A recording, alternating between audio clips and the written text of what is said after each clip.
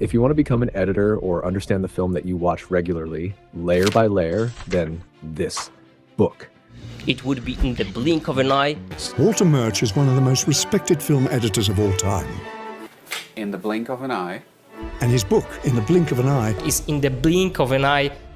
I know you are intelligent enough to listen to this audiobook to enrich your intelligence much more.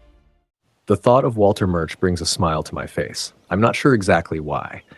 It must be the combination of his unique personality, the security inspired by his competence, and his gentleness and wisdom.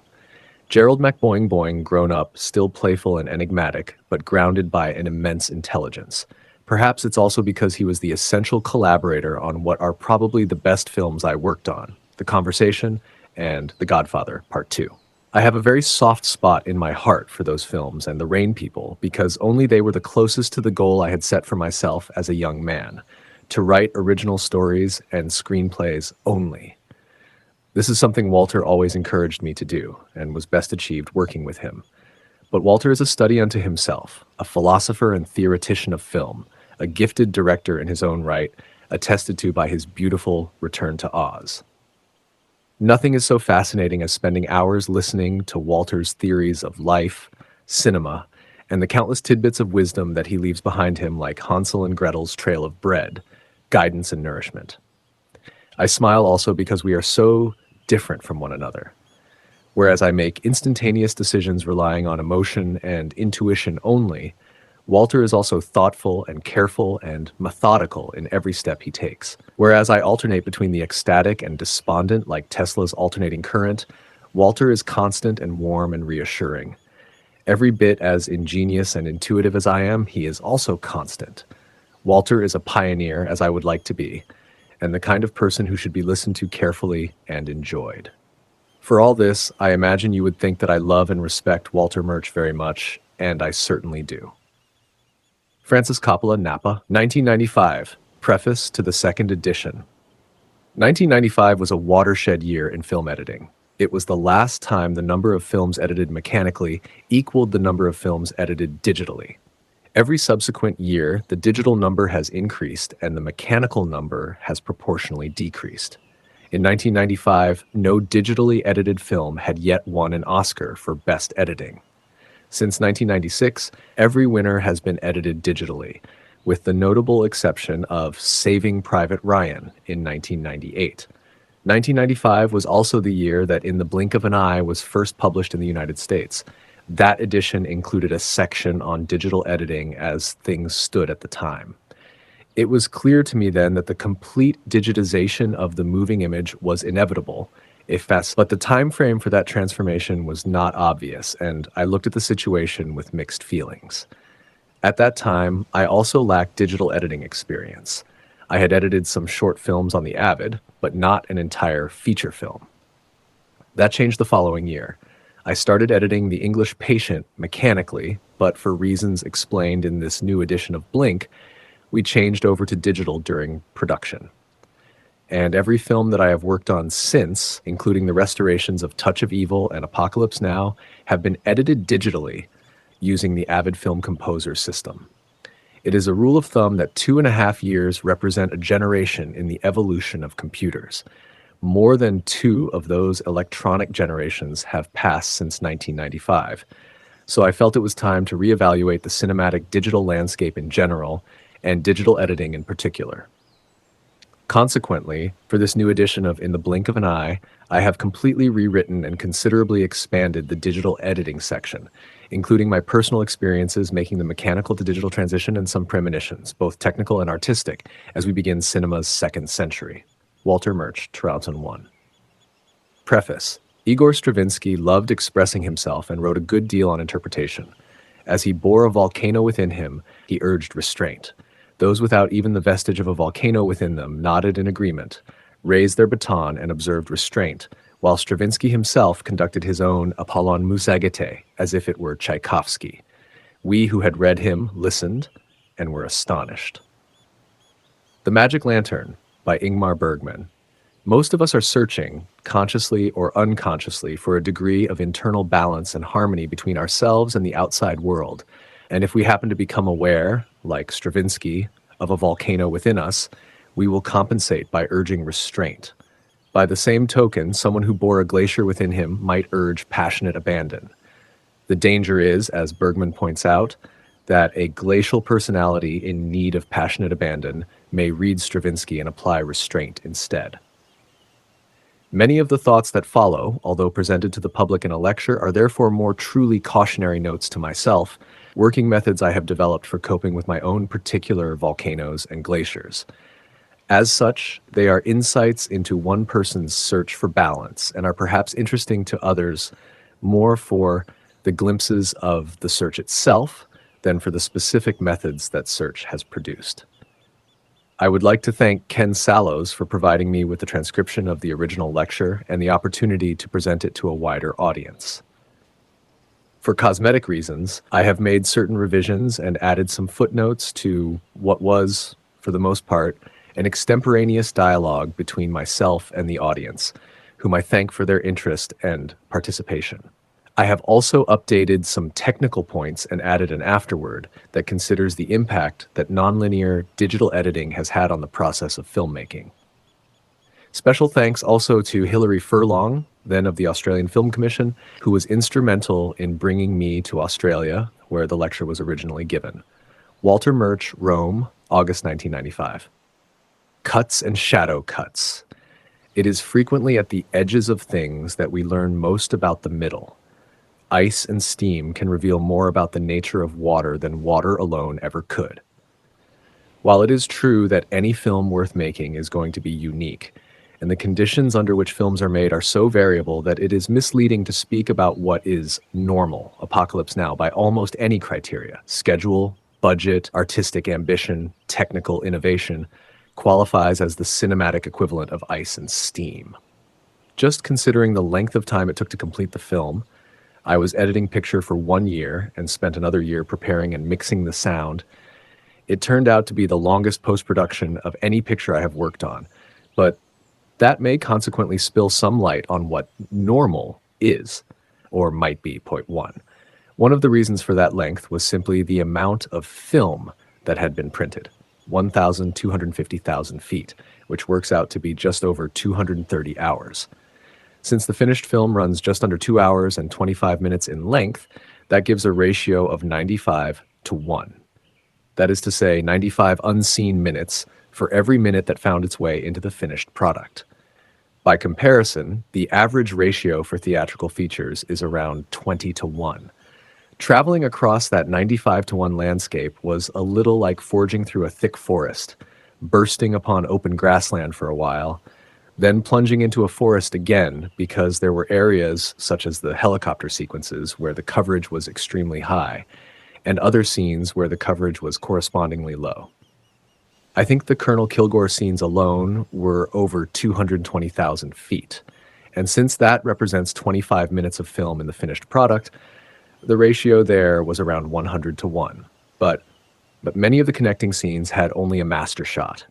Francis had used so much film and time on the big events that he compensated with minimal coverage on some of these linking scenes. Take one of the big scenes as an example. The helicopter attack on Charlie's Point, where Wagner's Ride of the Valkyries is played, was staged as an actual event and consequently filmed as a documentary rather than a series of specially composed shots.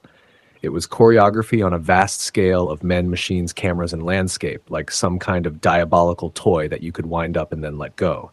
Once Francis said action, the filming resembled actual combat. 8 cameras turning simultaneously, some on the ground and some in helicopters, each loaded with a 1,000-foot, 11-minute roll of film. At the end of one of these shots, unless there had been an obvious problem, the camera positions were changed and the whole thing was repeated. Then repeated again, and then again. They kept on going until I guess they felt that they had enough material, each take generating something like 8,000 feet, an hour and a half. No single take was the same as any other, very much like documentary coverage. Anyway, at the end of it all, when the film was safely in the theaters, I sat down and figured out the total number of days that we, the editors, had worked, divided that number by the number of cuts that were in the finished product, and came up with the rate of cuts per editor per day. which turned out to be 1.47, meaning that if we had somehow known exactly where we were going at the beginning, we would have arrived there in the same number of months if each of us had made just under 1.5 splices per day. In other words, if I had sat down at my bench in the morning, made one cut, thought about the next cut, and gone home, then come in the next day, made the cut I thought about the day before, made another cut, and gone home, it would have taken me the same year it actually took to edit my sections of the film. Since it takes under 10 seconds to make 1.5 splices, the admittedly special case of Apocalypse Now serves to throw into exaggerated relief the fact that editing, even on a normal film too, is not so much a putting together as it is a discovery of a path, and that the overwhelming majority of an editor's time is not spent actually splicing film. The more film there is to work with, of course, the greater the number of pathways that can be considered, and the possibilities compound upon each other and consequently demand more time for evaluation. This is true for any film with a high shooting ratio, but in the particular case of Apocalypse, the effect was magnified by a sensitive subject matter and a daring and unusual structure, technical innovations at every level, and the obligation felt by all concerned to do the very best work they were capable of. And perhaps most of all by the fact that this was, for Francis, a personal film, despite the large budget and the vast canvas of the subject. Regrettably, few films combine such qualities and aspirations. For every splice in the finished film, there were probably 15 shadow splices, splices made, considered, and then undone or lifted from the film. But even allowing for that, the remaining 11 hours and 58 minutes of each working day were spent in activities that, in their various ways, served to clear and illuminate the path ahead of us. Screenings, discussions, rewinding, rescreenings, meetings, scheduling, filing trims, note-taking, bookkeeping, and lots of plain deliberative thought. A vast amount of preparation, really, to arrive at the innocuously brief moment of decisive action. The cut, the moment of transition from one shot to the next, something that appropriately enough should look almost self-evidently simple and effortless, if it is even noticed at all. Why do cuts work? Well, the fact is that Apocalypse Now, as well as every other theatrical film, except perhaps Hitchcock's Rope 3, is made up of many different pieces of film joined together into a mosaic of images. The mysterious part of it, though, is that the joining of those pieces, the cut in American terminology for, actually does seem to work, even though it represents a total and instantaneous displacement of one field of vision with another, a displacement that sometimes also entails a jump forward or backward in time, as well as space. It works, but it could easily have been otherwise, since nothing in our day-to-day experience seems to prepare us for such a thing. Instead, from the moment we get up in the morning until we close our eyes at night, the visual reality we perceive is a continuous stream of linked images. In fact, for millions of years, tens, hundreds of millions of years, life on Earth has experienced the world this way. Then suddenly, at the beginning of the 20th century, human beings were confronted with something else: edited film. Under these circumstances, it wouldn't have been at all surprising to find that our brains had been wired by evolution and experience to reject film editing. If that had been the case, then the single-shot movies of the Lumiere brothers, or films like Hitchcock's Rope, would have become the standard. For a number of practical as well as artistic reasons, it is good that it did not. The truth of the matter is that film is actually being cut 24 times a second. Each frame is a displacement from the previous one. It is just that in a continuous shot, the space-time displacement from frame to frame is small enough, 20 milliseconds, for the audience to see it as motion within a context, rather than as 24 different contexts a second. On the other hand, when the visual displacement is great enough, as at the moment of the cut, we are forced to re-evaluate the new image as a different context. Miraculously, most of the time we have no problem in doing this. What we do seem to have difficulty accepting are the kind of displacements that are neither subtle nor total. Cutting from a full-figure master shot, for instance, to a slightly tighter shot that frames the actors from the ankles up. The new shot in this case is different enough to signal that something has changed, but not different enough to make us reevaluate its context. The displacement of the image is neither motion nor change of context. And the collision of these two ideas produces a mental jarring, a jump, that is comparatively disturbing. Point 5. At any rate, the discovery early in this century that certain kinds of cutting worked led almost immediately to the discovery that films could be shot discontinuously, which was the cinematic equivalent of the discovery of flight. In a practical sense, films were no longer earthbound in time and space.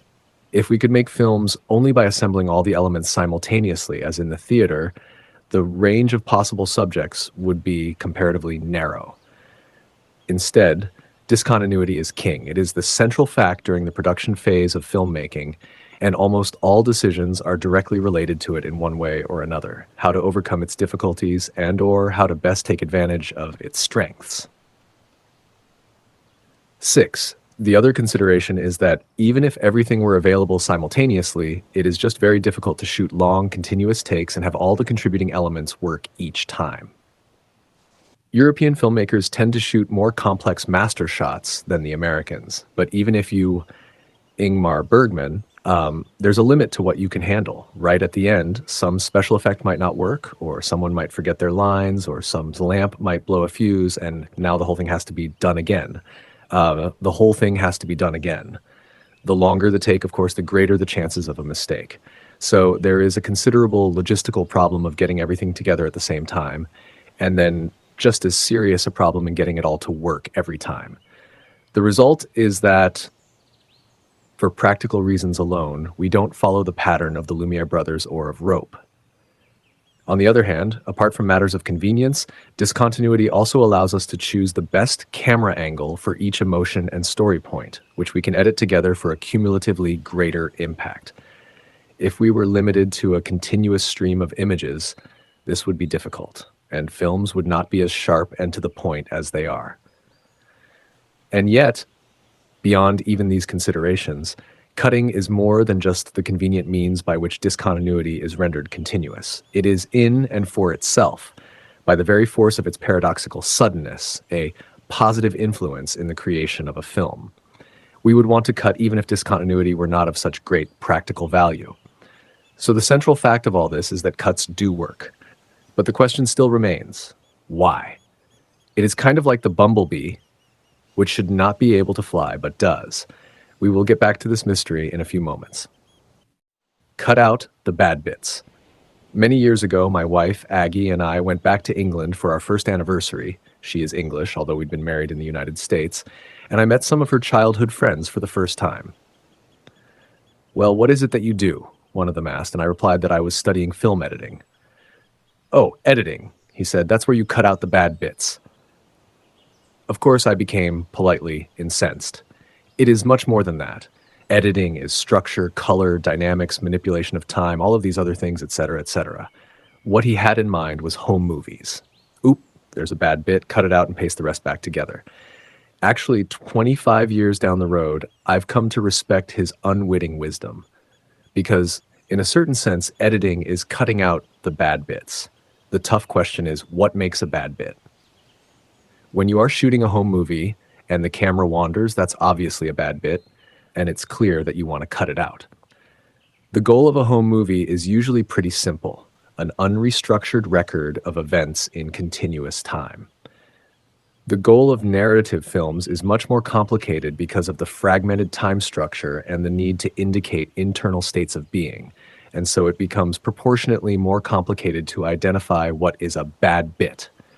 And what is bad in one film may be good in another. In fact, one way of looking at the process of making a film is to think of it as the search to identify what, for the particular film you are working on, is a uniquely bad bit. So, the editor embarks on the search to identify these bad bits and cut them out, provided that doing so does not disrupt the structure of the good bits that are left. Which leads me to chimpanzees. About 40 years ago, after the double helix structure of DNA was discovered, biologists hoped that they now had a kind of map of the genetic architecture of each organism. Of course, they didn't expect the structure of the DNA to look like the organism they were studying, the way a map of England looks like England, but rather that each point in the organism would somehow correspond to an equivalent point in the DNA. That's not what they found, though. For instance, when they began to compare them closely, they were surprised to discover that the DNA for the human and the chimpanzee were surprisingly similar. So much so, 99% identical, as to be inadequate to explain all of the obvious differences between us. So where do the differences come from? Biologists were eventually forced to realize that there must be something else, still under much discussion, that controlled the order in which the various pieces of information stored in the DNA would be activated and the rates at which that information would be activated as the organism grew. In the early stages of fetal development, it is difficult to tell the difference between human and chimp embryos.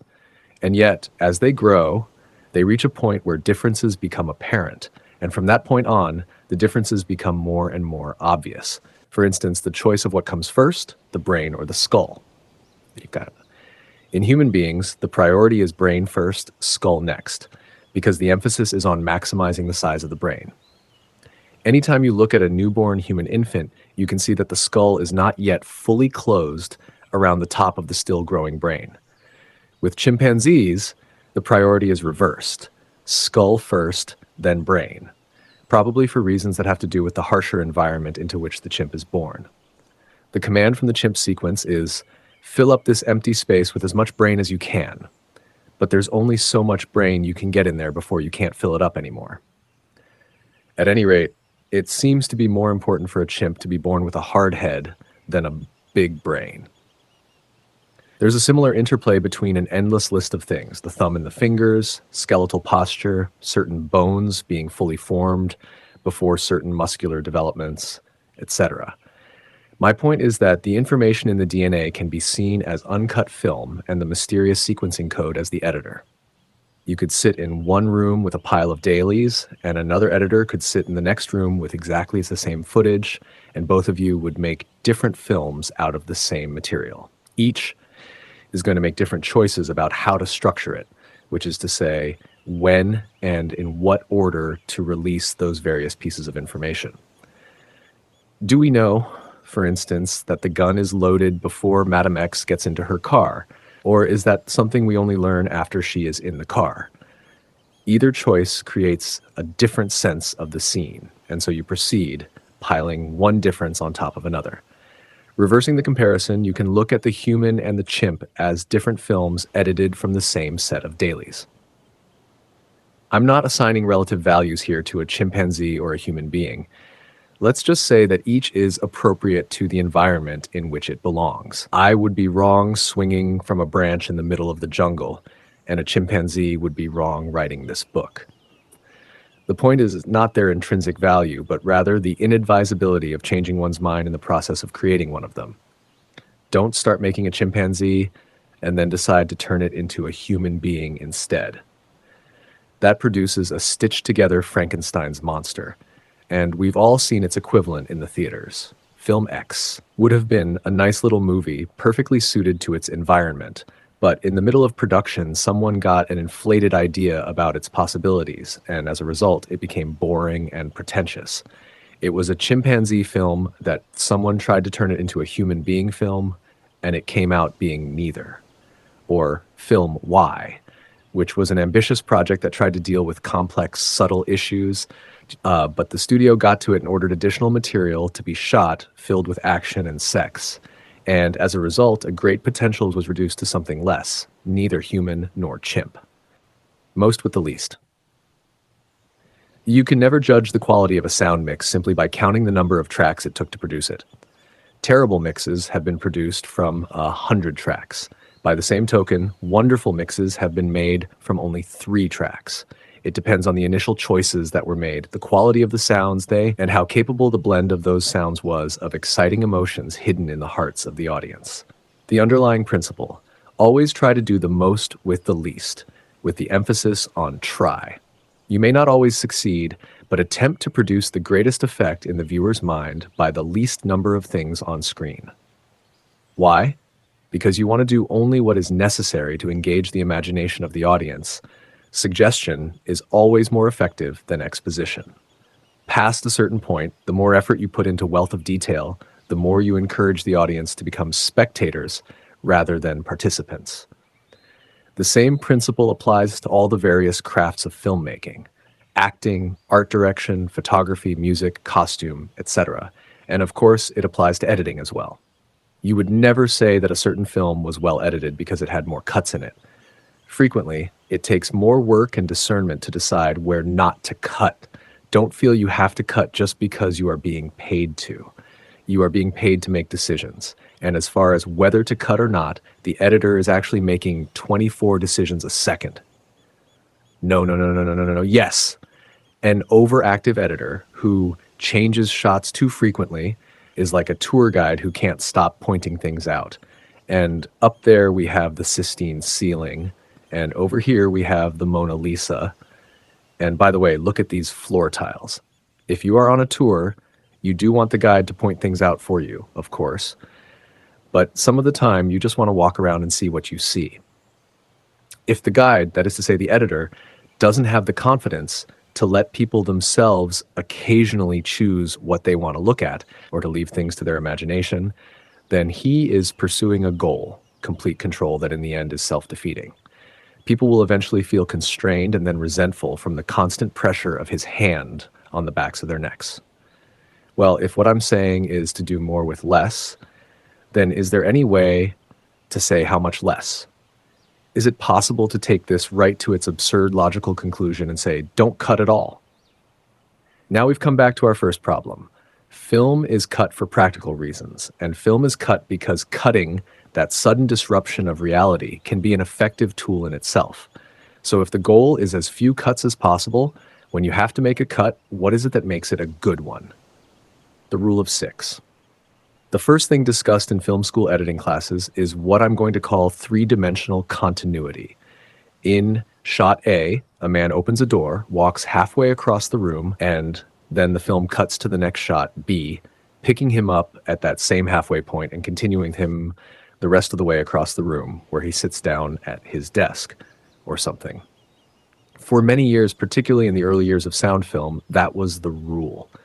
You struggled to preserve continuity of three-dimensional space, and it was seen as a failure of rigor or skill to violate at 9. Jumping people around in space was just not done, except perhaps in extreme circumstances, fights or earthquakes, where there was a lot of violent action going on.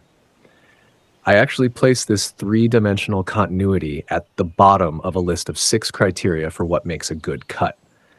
At the top of the list is emotion, the thing you come to last, if at all, at film school, largely because it's the hardest thing to define and deal with. How do you want the audience to feel? They are feeling what you want them to feel all the way through the film. You've done about as much as you can ever do. What they finally remember is not the editing, not the camera work, not the performances, not even the story. It's how they felt. An ideal cut for me is the one that satisfies all the following 6 criteria at once. 1, it is true to the emotion of the moment. 2, it advances the story. 3, it occurs at a moment that is rhythmically interesting and right. 4, it acknowledges what you might call eye trace, the concern with the location and movement of the audience's focus of interest within the frame. 5, it respects planarity, the grammar of 3 dimensions transposed by photography to 2, the questions of stage line, etc. 6, and it respects the three-dimensional continuity of the actual space, where people are in the room and in relation to one another. Emotion at the top of the list is the thing that you should try to preserve at all costs. If you find you have to sacrifice certain of those 6 things to make a cut, sacrifice your way up, item by item, from the bottom. For instance, if you are considering a range of possible edits for a particular moment in the film, and you find that there is one cut that gives the right emotion and moves the story forward and is rhythmically satisfying and respects eye trace and planarity, but it fails to preserve the continuity of three-dimensional space, then by all means, that is the cut you should make. If none of the other edits has the right emotion, then sacrificing spatial continuity is well worth it. The values I put after each item are slightly tongue-in-cheek, but not completely. Notice that the top 2 on the list, emotion and story, are worth far more than the bottom 4, rhythm, eye trace, planarity, spatial continuity. And when you come right down to it, under most circumstances, the top of the list, emotion is worth more than all five of the things underneath it. And in fact, there is a practical side to this, which is that if the emotion is right and the story is advanced in a unique, interesting way, in the right rhythm, the audience will tend to be unaware of or unconcerned about editorial problems with lower order items like eye trace, stage line, spatial continuity, etc. The general principle seems to be that satisfying the criteria of items higher on the list tends to obscure problems with items lower on the list, but not vice versa. For instance, getting number 4, eye trace, working properly will minimize a problem with number 5, stage line. Whereas if number 5, stage line, is correct, but number 4, eye trace, is not taken into consideration, the cut will be unsuccessful. Now in practice, you will find that those top 3 things on the list, emotion, story, rhythm, are extremely tightly connected. The forces that bind them together are like the bonds between the protons and neutrons in the nucleus of the atom. Those are, by far, the tightest bonds, and the forces connecting the lower 3 grow progressively weaker as you go down the list. Most of the time, you will be able to satisfy all 6 criteria: the 3-dimensional space, and the 2-dimensional plane of the screen and the eye trace, and the rhythm and story and emotion will all fall into place. And of course, you should always aim for this, if possible. Never accept less when more is available to you. What I'm suggesting is a list of priorities. If you have to give up something, don't ever give up emotion before story. Don't give up story before rhythm. Don't give up rhythm before eye trace. Don't give up eye trace before planarity. And don't give up planarity before spatial continuity 1. And I had come on relatively late in the process. Richie Marks and Jerry Greenberg had already been editing for 9 months when I joined them in August 1977, a few months after the end of shooting. And the 3 of us worked together until Jerry left in the spring of 1978. Richie and I then continued together, in fact joined by Lisa Fruchman, until I began to work on the soundtrack. 2. By comparison, an average theatrical feature might have a cuts per day figure of 8. 3. A film composed of only 10 shots, each 10 minutes long, invisibly joined together so that the impression is of a complete lack of editing. 4. I was aware, talking to an Australian audience, of the bias inherent in our respective languages. In the States, film is cut, which puts the emphasis on separation. In Australia and in Great Britain, film is joined, with the emphasis on bringing together. Number 5. A beehive can apparently be moved 2 inches each night without disorienting the bees the next morning. Surprisingly, if it is moved 2 miles, the bees also have no problem. They are forced by the total displacement of their environment to reorient their sense of direction, which they can do easily enough. But if the hive is moved 2 yards, the bees will become fatally confused. The environment does not seem different to them, so they do not reorient themselves, and as a result, they will not recognize their own hive when they return from foraging, hovering instead in the empty space where the hive used to be, while the hive itself sits just 2 yards away. 6. When Stanley Kubrick was directing The Shining, he wanted to shoot the film in continuity and to have all sets and actors available all the time. He took over almost the entire studio at Elstree, London, built all the sets simultaneously, and they sat there, pre-lit, for however long it took him to shoot the film. But The Shining remains a special exception to the general rule of discontinuity. 7. Visual discontinuity, although not in the temporal sense, is the most striking feature of ancient Egyptian painting. Each part of the human body was represented by its most characteristic and revealing angle: head in profile, shoulders frontal, arms and legs in profile, torso frontal, and then all these different angles were combined in one figure. To us today, with our preference for the unifying laws of perspective, this gives an almost comic, twisted look to the people of ancient Egypt. But it may be that in some remote future, our films, with their combination of many different angles, each being the most revealing for its particular subject, will look just as comic and twisted. 8. By the same token, a chimpanzee and a cockroach are made from different dailies to begin with. 9. The problem with this thinking can be seen in any multi-camera situation comedy on television. Because the cameras are filming simultaneously, the actors are necessarily always correct.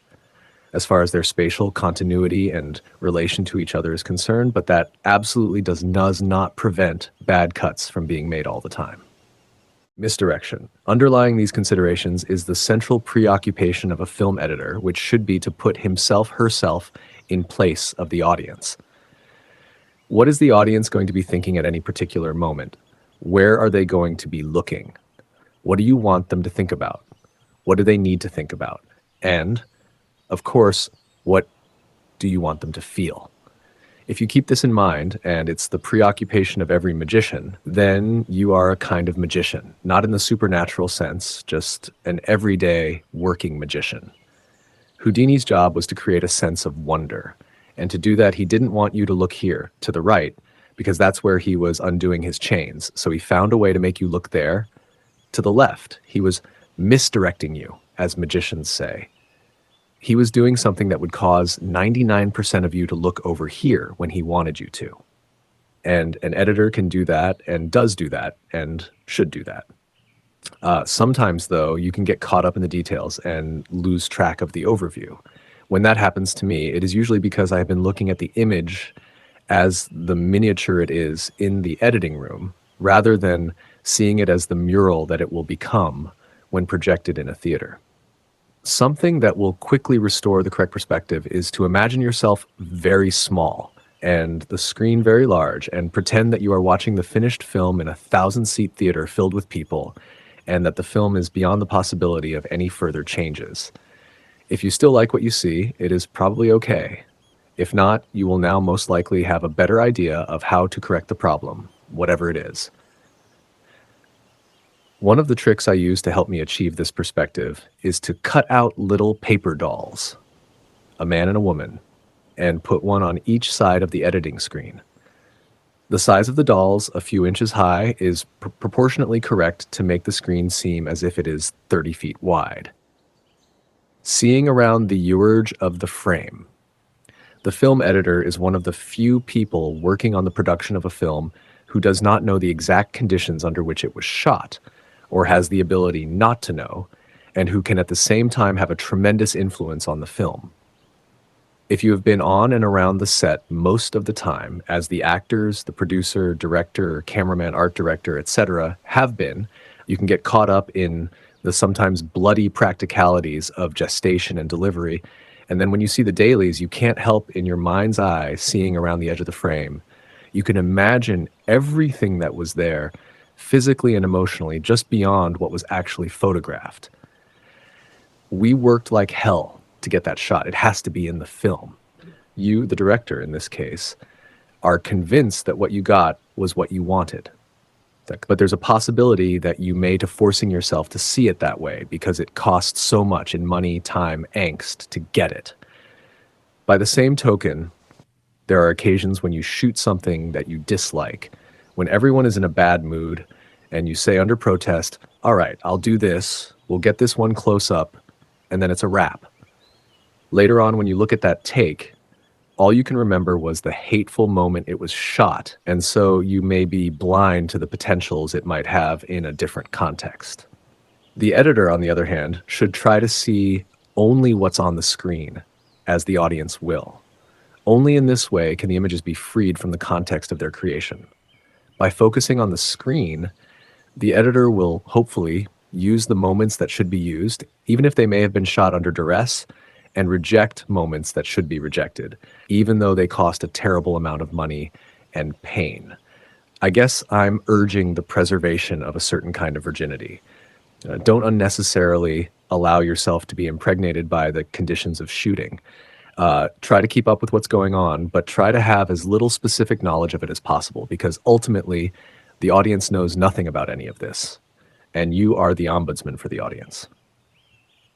Director, of course, is the person most familiar with all of the things that went on during the shoot, so he is the most burdened with this surplus beyond the frame information. Between the end of shooting and before the first cut is finished, the very best thing that can happen to the director and the film is that he say goodbye to everyone and disappear for 2 weeks, up to the mountains or down to the sea or out to Mars or somewhere, and try to discharge this surplus. Wherever he goes, he should try to think as much as possible about things that have absolutely nothing to do with the film. It is difficult, but it is necessary to create a barrier, a cellular wall between shooting and editing. Fred Zinnemann would go climbing in the Alps after the end of shooting, just to put himself in a potentially life-threatening situation where he had to be there, not daydreaming about the film's problems. Then, after a few weeks, he would come down from the Alps back to Earth. He would sit down in a dark room alone, the arc light would ignite, and he would watch his film. He would still be, inherently, brimming with those images from beyond the edge of the frame. A director will never be fully able to forget them. But if he had gone straight from shooting to editing, the confusion would be worse, and he would have gotten the two different thought processes of shooting and editing irrevocably mixed up. Do everything you can to help the director erect this barrier for himself so that when he first sees the film, he can say, all right, I'm going to pretend that I had nothing to do with this film. It needs some work. What needs to be done? And so you try as hard as you can to separate out what you wish from what is actually there, never abandoning your ultimate dreams for the film, but trying as hard as you can to see what is actually on the screen. Dreaming in pairs.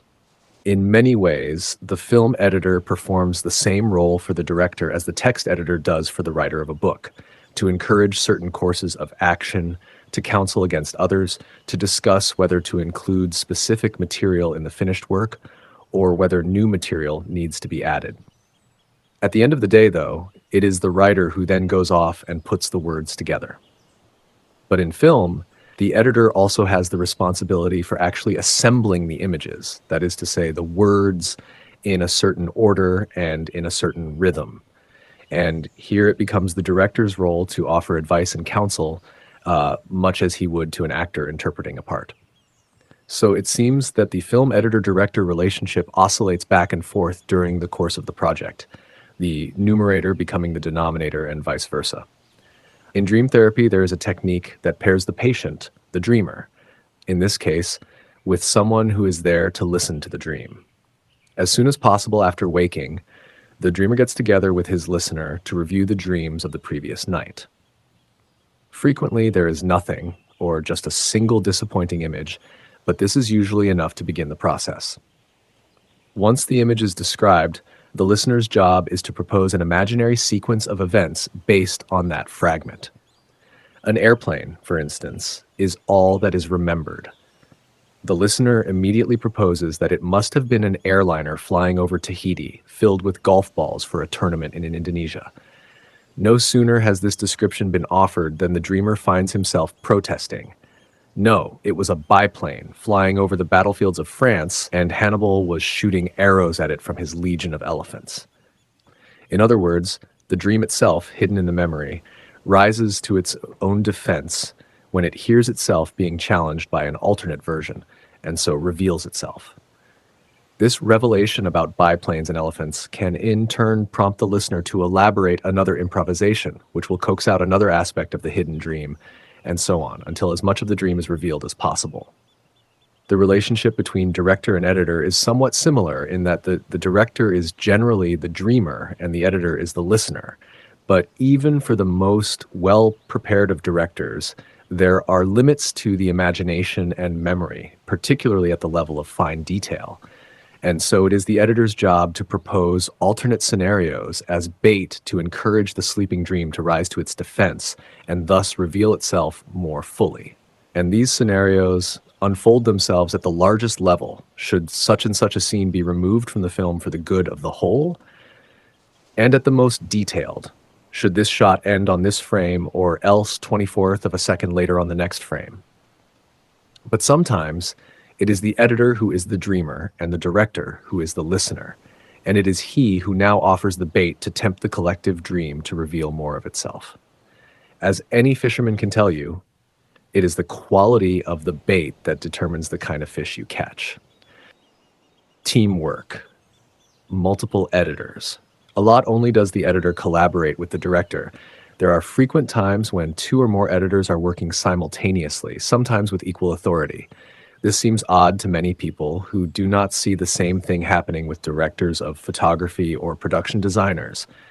But for some reason, which has to do with the collaborative mentality of editors and with the fact that the time pressure of post-production is not quite so unforgiving in its consequences as it is during production, multiple editors are often employed.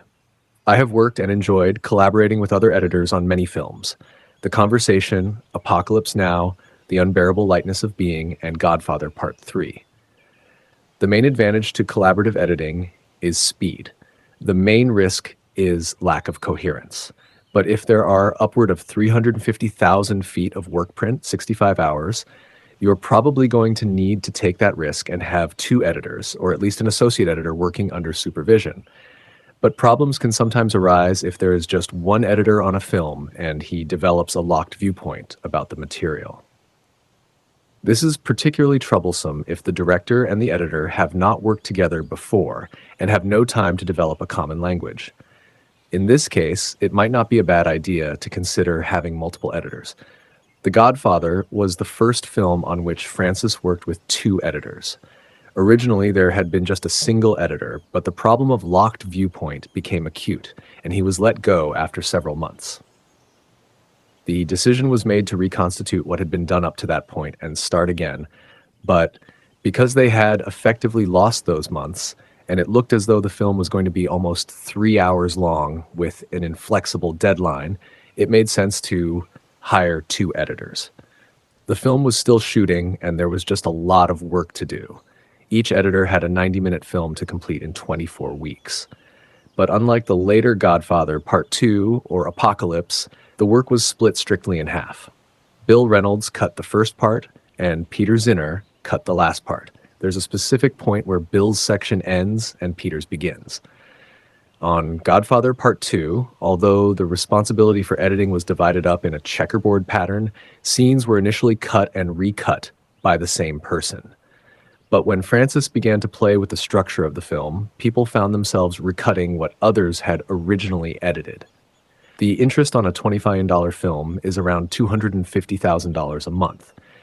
If having two editors can help you release that film a month earlier, they will have repaid a good portion, if not all, of their salaries for the whole film.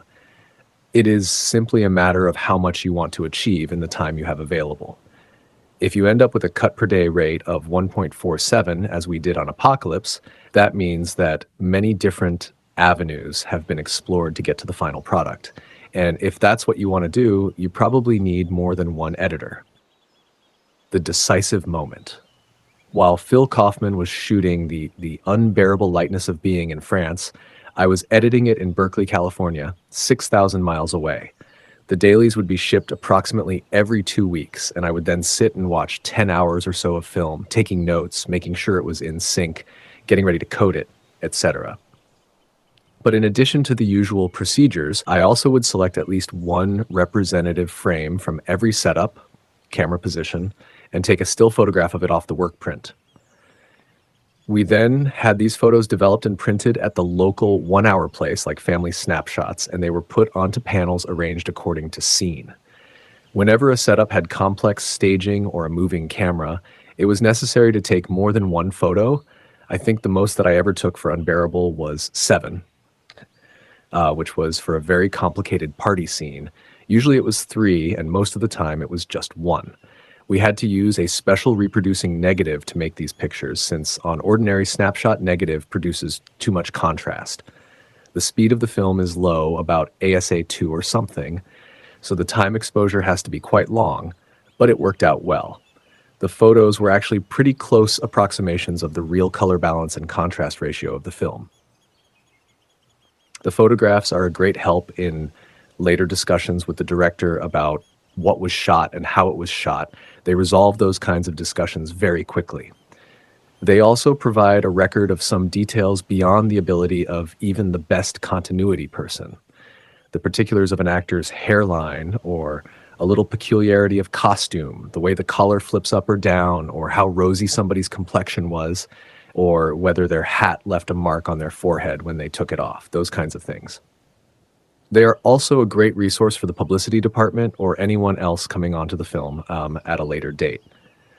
You can instantly see and cross-reference characters in all kinds of different emotional states, as well as the photography, the costumes, and the scenery. Also, just because of the way they were displayed, the pictures tended to collide against each other in interesting ways. On Unbearable, we had perhaps 16 panels of photos, 130 photos to a panel, and each panel was laid out like a page of a book.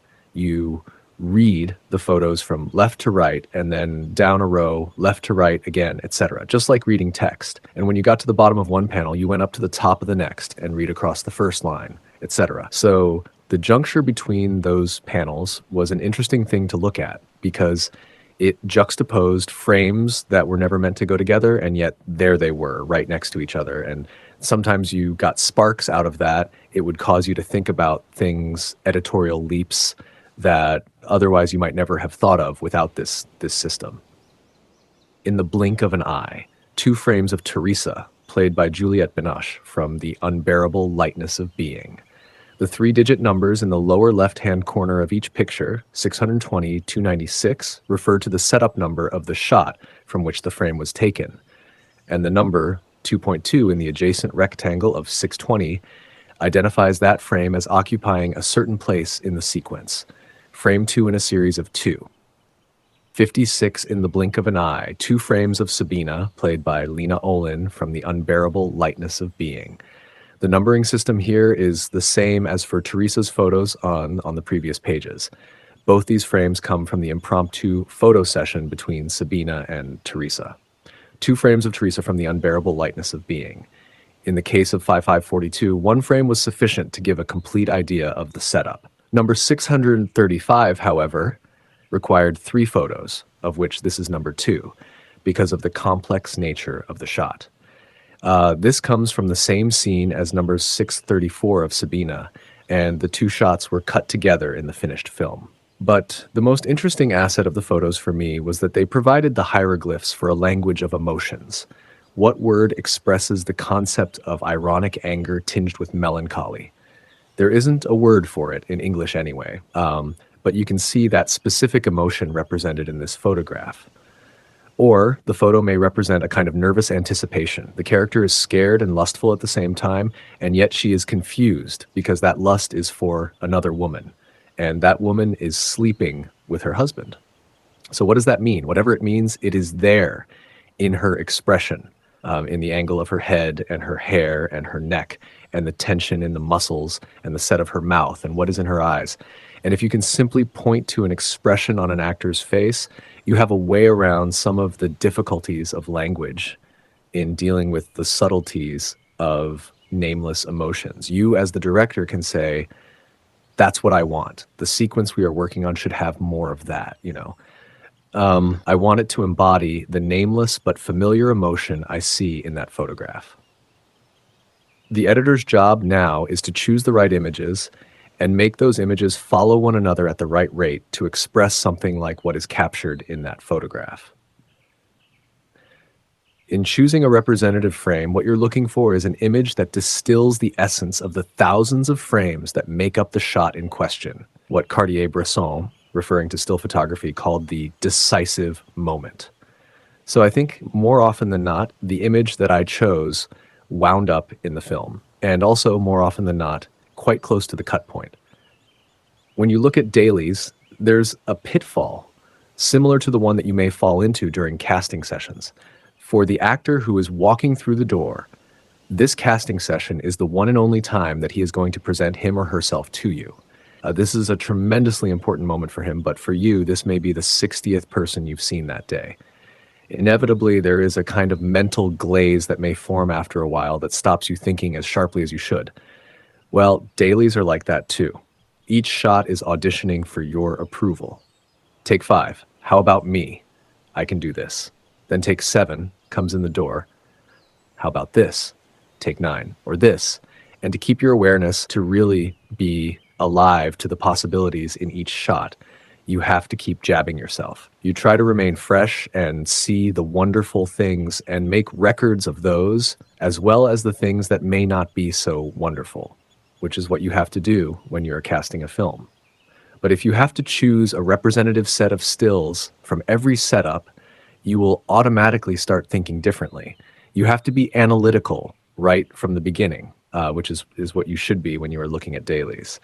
But everyone being human and dailies sometimes going on as long as they do, we sometimes tend to just sit there and let the dailies roll over us. What this photo system does is just tip you up out of your chair a bit.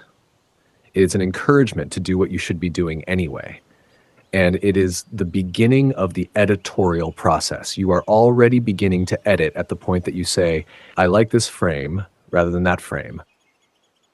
Methods and machines, marble and clay. The tools you choose to edit with can have a determining effect on the final product. But when I started editing in 1965, there was really just one option, at least in Hollywood, the Moviola, a stand-up editing machine, virtually unchanged since the 1930s, that looks something like a sewing machine and sounds like one. In the early days of Zoetrope Studios, which was founded on a European model, we used imported Steenbecks or Chems, horizontal editing machines from Germany that were quieter and handled the film more gently, had 2 large screens and 2 soundtracks, and were better able to handle large amounts of film. Now, of course, the landscape has been permanently altered by the computer. Electronic digital editing machines, such as Avid and Lightworks, that harness together a video display terminal and a computer with a large-scale memory bank where the film's images and sounds can be stored digitally. I feel equally comfortable working on a Moviola, a Chem Universal, or an Avid. It depends on the film's budget and schedule, and on my hunch about the style of the director and how long the average take is going to be. The Conversation was edited on a Chem, Julia on a Moviola, Apocalypse Now on a Chem, whereas I used both on Bearable. It started out on a Moviola and changed to a Chem. With the Chem, I arrange things opposite of the way they are normally done, so that the screen directly in front of me is my search screen, and the soundtrack in front of me is in sync with that. The screen on the left side and the sound on the right side are in sync with each other and hold the assembled film. If I were working on a bench, that would be what's going through the synchronizer.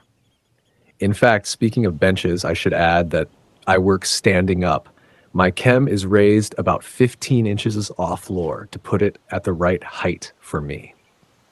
One of the things I always liked about the Moviola is that you stand up to work, holding the Moviola in a kind of embrace, dancing with it in a way. So it was frustrating for me to have to sit down at the Chem. I edited both The Conversation and Apocalypse that way, sitting down, but a voice in the back of my head kept telling me something wasn't quite right. And so when I came to edit Unbearable, I had the Chem raised up on 2 plywood boxes. Editing is a kind of surgery, and have you ever seen a surgeon sitting to perform an operation? Editing is also like cooking, and no one sits down at the stove to cook. But most of all, editing is a kind of dance. The finished film is a kind of crystallized dance. And when have you ever seen a dancer sitting down to dance?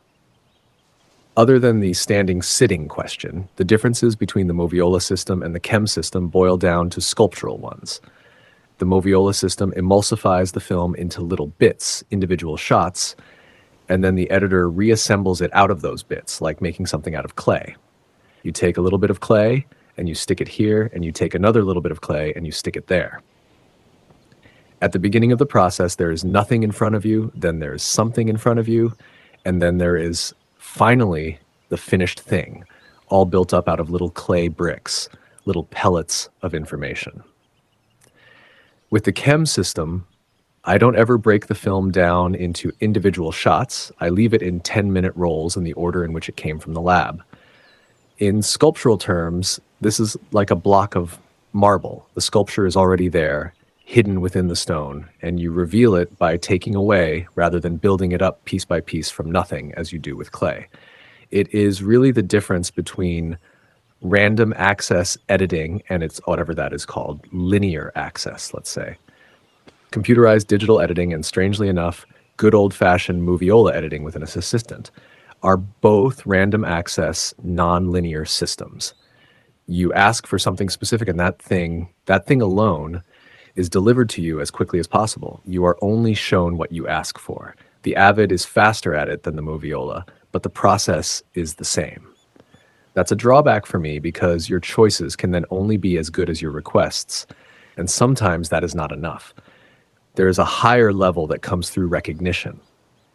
You may not be able to articulate what you want, but you can recognize it when you see it. What do I mean by that?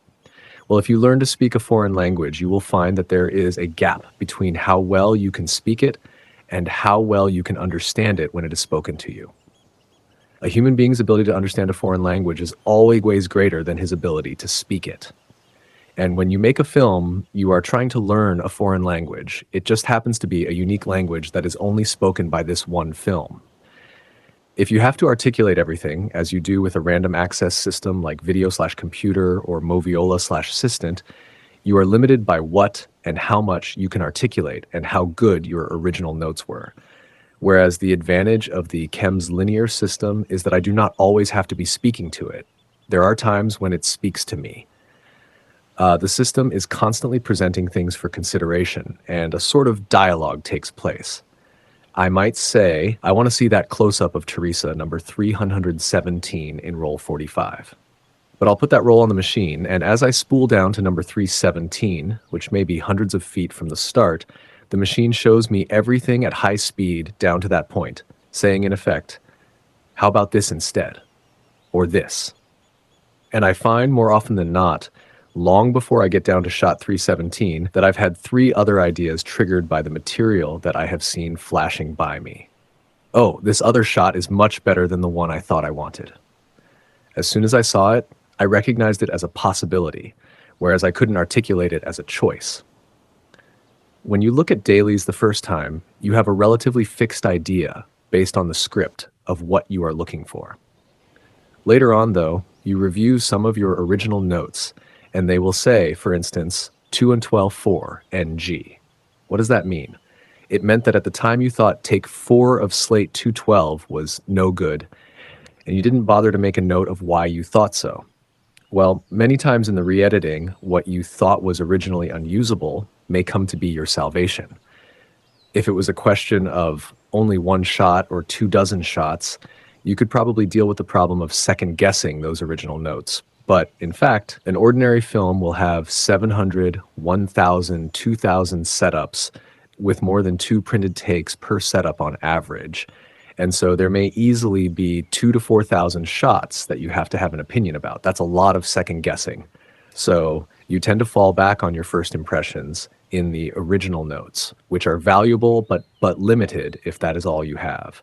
Whereas with the KM system, because the film is all stored in these big rolls in an almost arbitrary way, you are learning something new about the material as you search for what you think you want. You are actually doing creative work, and you may find what you really want rather than what you thought you wanted. This system is useful enough in the original assembly of the scene, in helping you to familiarize yourself with the material, but it becomes particularly valuable in the recutting, where your original notes, heavily influenced by the script, become less and less useful as the film finds its own voice. There are limits, of course.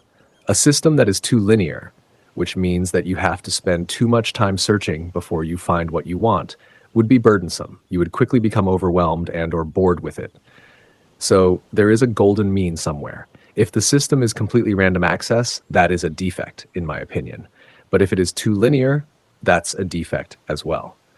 What I've found personally is that given the attitude I have toward the material, given the speed that I work, and given the mechanical speed of the chem itself, keeping the dailies in 10-minute reels in shooting order adds just about the right amount of chaos that I need in order to work the way I want to.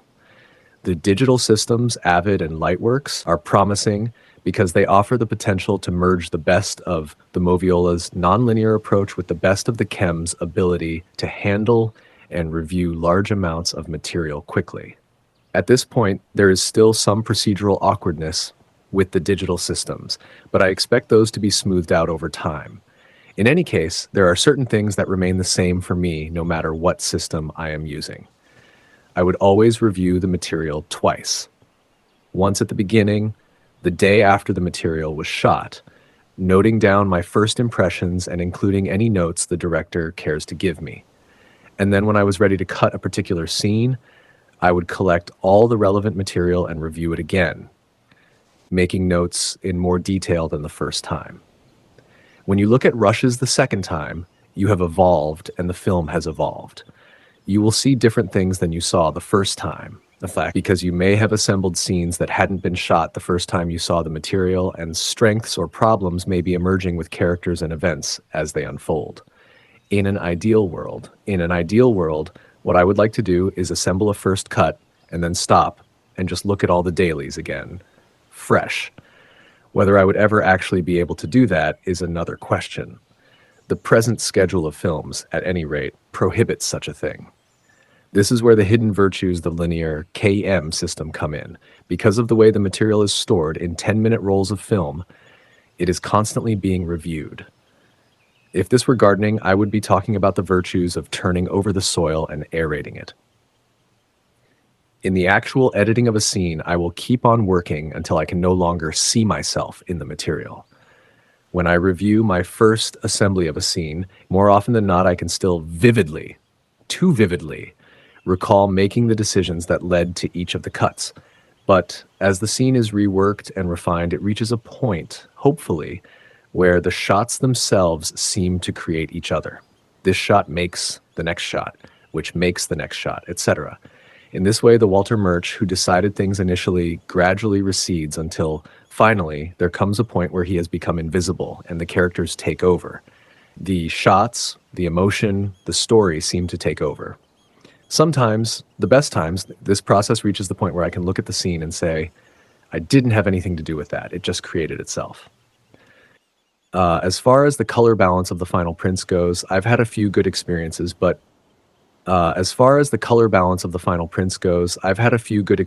but many have been frustrating for one reason or another. The worst thing is that the labs show the film at 24 frames per second and sometimes even at 32 FPS without the ability to stop or go backward. You are sitting there and saying, that shot should be redder. Which one? The close-up of the foot. But already 8 shots have gone by. Most often, the impression you get is that they are doing this as a courtesy just to keep you quiet. One way that works for me, where you can really see what's going on and get specific with your notes about color, is to take the work print and the first answer print and put them in sync over a light box of the correct color temperature. There is something about a low level of light coming through a piece of film that enables you to see tonalities that are almost invisible if you're looking at a bright screen of projected light.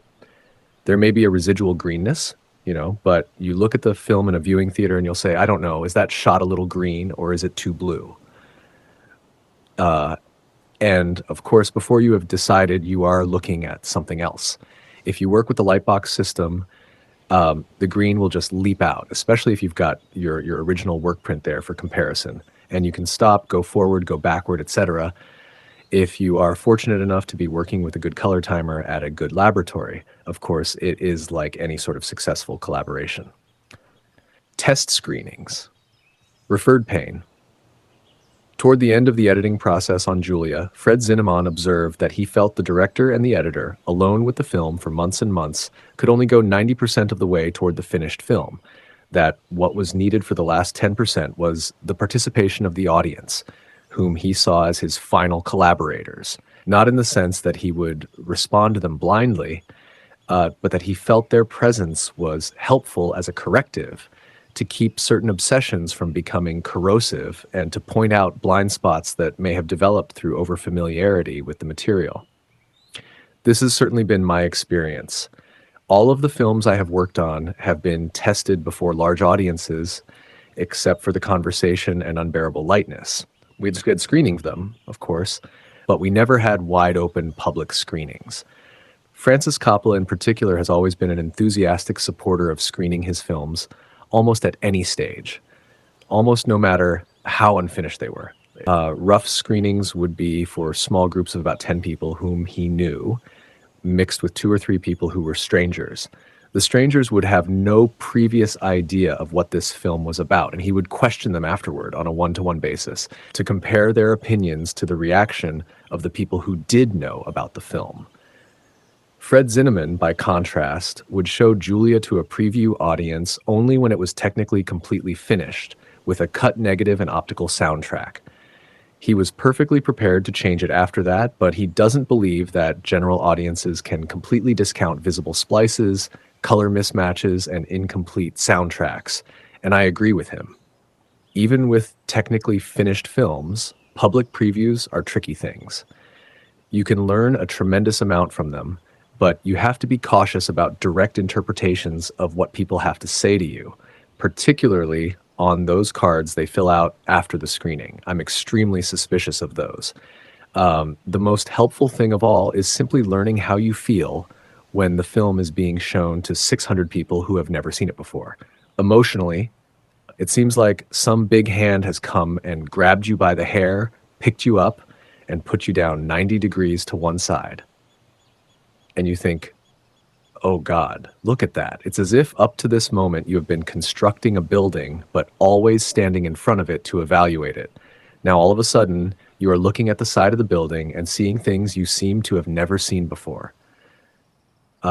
You shouldn't blindly follow what you learn from these test screenings any more than you should anything else. What can you learn from the differences between the previous screenings and this one? Given these two headings, where is the North Pole? Test screenings are just a way to find out where you are. There was one procedure on Julia that, unfortunately, I have never seen repeated. We had a person sitting at a table in the lobby of the preview theater with a sign in front of him that said, if you want to talk to us on the telephone after a few days, leave your number here. And then those conversations were transcribed and added into the survey. If you are going to do previews and listen to what people have to say, that's the way to do it, a day or two to let the film sink in. Don't look at what people write in the heat of the moment. You get a reaction, but it is a skewed reaction. There's a lot of what is medically called referred pain in that process. When you go to a doctor and tell him that you have a pain in your elbow, it is the quack who takes out his scalpel and starts to operate on the elbow. Then you wind up with not only the original pain, but probably a pain in your wrist and your shoulder as well. Whereas an experienced doctor studies you, takes an x-ray and determines that the cause of the pain is probably a pinched nerve up in your shoulder. You just happen to feel it in your elbow.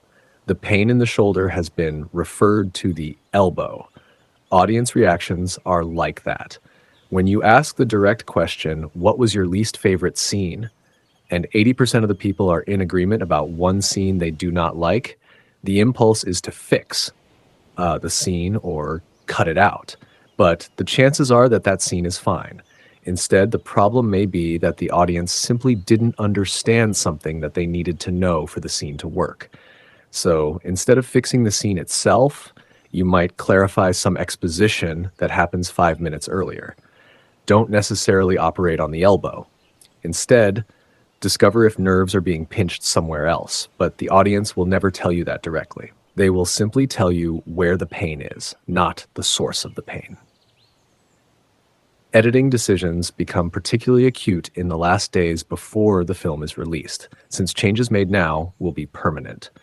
If you, as the editor, have a particularly strong feeling about something at this stage, you should try to make your point as forcefully and convincingly as you can. Perhaps you stay late and do a test version of your idea, sketch something out, but you also need to have discretion, a sense of who you are dealing with, and present your ideas to the director or producer in the right context.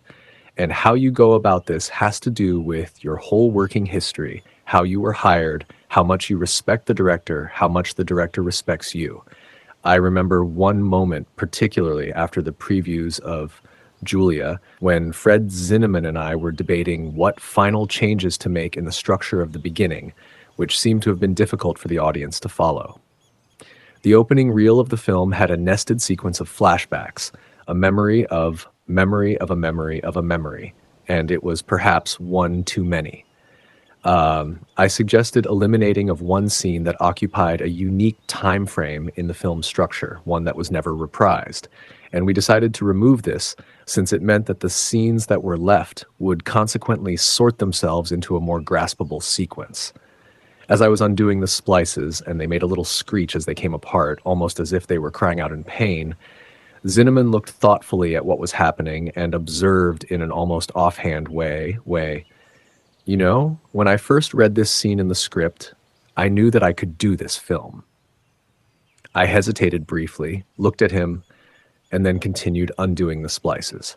But my heart was in my throat because at that stage in the process, you do not know. You can only have faith that what you are doing is the right thing. Were we mistakenly cutting out the heart of the film, or were we snipping off the umbilical cord? In retrospect, I believe it was the umbilical cord and that we were right to remove it. The scene did have an essential function at one point, which was to connect Fred Zinnemann to the project.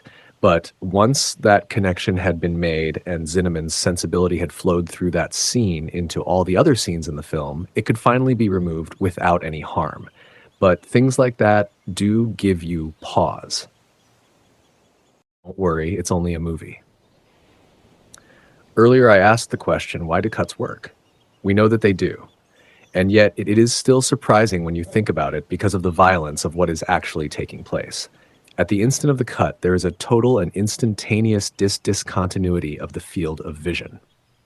I recall once coming back to the editing room after a few weeks in the mixing theater, where all movements are smooth and incremental, and being appalled at the brutality of the process of cutting. The patient is pinned to the slab and whack, either or, this, not that, in or out. We chop up the poor film in a miniature guillotine and then stick the dismembered pieces together like Dr. Frankenstein's monster. The difference, the miraculous difference, is that out of this apparent butchery, our creation can sometimes gain not only a life, but a soul as well. It is all the more amazing because the instantaneous displacement achieved by the cut is not anything that we experience in ordinary life. We are accustomed to such things, of course. In music, Beethoven was the innovator and master of this, as well as in our own thoughts, the way one realization will suddenly overwhelm everything else to be, in turn, replaced by yet another. But in the dramatic arts, theater, ballet, opera, there didn't seem to be any way to achieve total instantaneous displacement. Stage machinery can only move so fast, after all. So why do cuts work?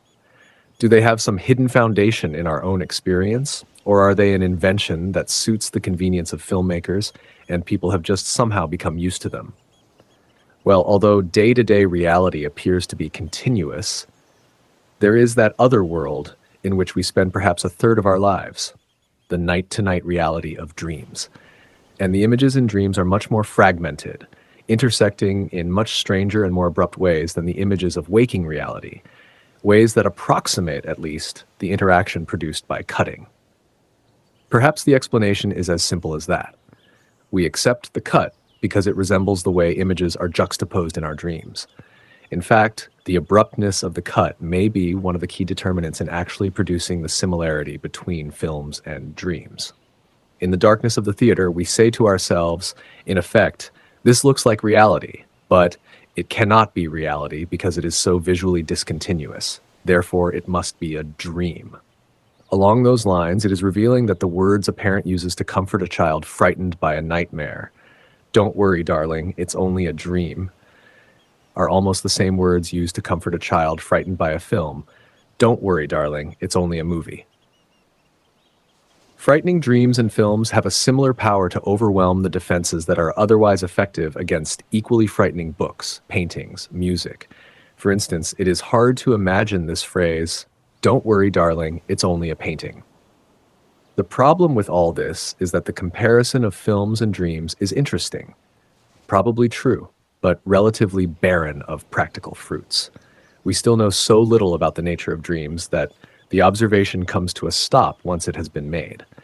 Something to consider, though, is the possibility that there may be a part of our waking reality where we actually do experience something like cuts, and where daylight images are somehow brought in closer, more discontinuous juxtaposition than might otherwise seem to be the case.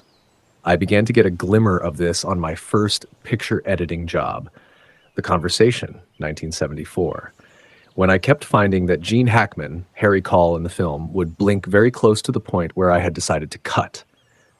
It was interesting, but I didn't know what to make of it. Then, one morning after I had been working all night, I went out to get some breakfast and happened to walk past the window of a Christian Science reading room where the front page of the monitor featured an interview with John Huston. I stopped to read it, and one thing struck me forcefully because it related exactly to this question of the blink. To me, the perfect film is as though we're unwinding behind your eyes, and your eyes were projecting it themselves so that you were seeing what you wish to see. Film is like thought. It's the closest to thought process of any art. Look at that lamp across the room. Now look back at me. Look back at that lamp. Now look back at me again. Do you see what you did? You blinked. Those are cuts. After the first look, you know that there's no reason to pan continuously from me to the lamp because you know what's in between. Your mind cut the scene. First you behold the lamp, cut. Then you behold me. What Huston asks us to consider is a physiological mechanism, the blink, that interrupts the apparent visual continuity of our perceptions. My head may move smoothly from one side of the room to the other, but in fact, I am cutting the flow of visual images into significant bits, the better to juxtapose and compare those bits, lamp and face in Huston's example, without irrelevant information getting in the way. Of course, there are limits to the kind of juxtapositions I can make this way. I can't jump forward or backward in time and space. That is the prerogative of dreams and films. But even so, the visual displacements available to me just by turning my head from the Grand Canyon in front of me to the forest behind me, or even from one side of this room to the other, are sometimes quite great. After I read that article, I started observing people, watching when they blinked, and I began to discover something much different than what they tell you in high school biology, which is that the blink is simply a means to moisten the surface of the eye. If that's all it is, then for each environment and each individual, there would be a purely mechanical, predictable interval between blinks, depending on the humidity, temperature, wind speed, etc. You would only blink when your eye began to get too dry, and that would be a constant number of seconds for each environment. This is clearly not the case. People will sometimes keep their eyes open for minutes at a time. At other times, they will blink repeatedly, with many variations in between. The question then is, what is causing them to blink? On the one hand, I'm sure you've all been confronted by someone who was so angry that he didn't blink at all. This is a person, I believe, in the grip of a single thought that he holds, and that holds him, inhibiting the urge and need to blink. And then there is the opposite kind of anger that causes someone to blink every second or so. This time, the person is being assailed simultaneously by many conflicting emotions and thoughts, and is desperately but unconsciously using those blinks to try to separate these thoughts, sort things out, and regain some kind of control. So it seems to me that our rate of blinking is somehow geared more to our emotional state and to the nature and frequency of our thoughts than to the atmospheric environment we happen to find ourselves in. Even if there is no head movement, as there was in Huston's example, the blink is either something that helps an internal separation of thought to take place, or it is an involuntary reflex accompanying the mental separation that is taking place anyway. And not only is the rate of blinking significant, but so is the actual instant of the blink itself. Start a conversation with somebody and watch when they blink. I believe you will find that your listener will blink at the precise moment he or she gets the idea of what you're saying, not an instant earlier or later. Why would this be? Well, speech is full of unobserved grace notes and elaborations, the conversational equivalents of "dear sir" and "yours sincerely." And the essence of what we have to say is often sandwiched between an introduction and a conclusion. The blink will take place either when the listener realizes our introduction is finished and that now we are going to say something significant, or it will happen when he feels we are winding down and not going to say anything more significant for the moment. And that blink will occur where a cut could have happened had the conversation been filmed, not a frame earlier or later. So we entertain an idea or a linked sequence of ideas, and we blink to separate and punctuate that idea from what follows. Similarly, in film, a shot presents us with an idea or a sequence of ideas, and the cut is a blink that separates and punctuates those ideas. At the moment you decide to cut, what you are saying is, in effect, I am going to bring this idea to an end and start something new. It is important to emphasize that the cut by itself does not create the blink moment. The tail does not wag the dog. If the cut is well placed, however, the more extreme the visual discontinuity, from dark interior to bright exterior, for instance, the more thorough the effect of punctuation will be. At any rate, I believe filmic juxtapositions are taking place in the real world not only when we dream, but also when we are awake. And in fact, I would go so far as to say that these juxtapositions are not accidental mental artifacts, but part of the method we use to make sense of the world. We must render visual reality discontinuous. Otherwise, perceived reality would resemble an almost incomprehensible string of letters without word separation or punctuation. When we sit in the dark theater, then we find edited film a surprisingly familiar experience, more like thought than anything else, in Huston's words. Dragnet. If it is true that our rates and rhythms of blinking refer directly to the rhythm and sequence of our inner emotions and thoughts, then those rates and rhythms are insights into our inner selves, and therefore as characteristic of each of us as our signatures. So if an actor is successful at projecting himself into the emotions and thoughts of a character, his blinks will naturally and spontaneously occur at the point that the character's blinks would have occurred in real life. 9. I believe this is what I was finding with Hackman's performance in The Conversation. He had assumed the character of Harry Call was thinking a series of Harry's thoughts the way Harry would think them, and therefore was blinking in rhythm with those thoughts.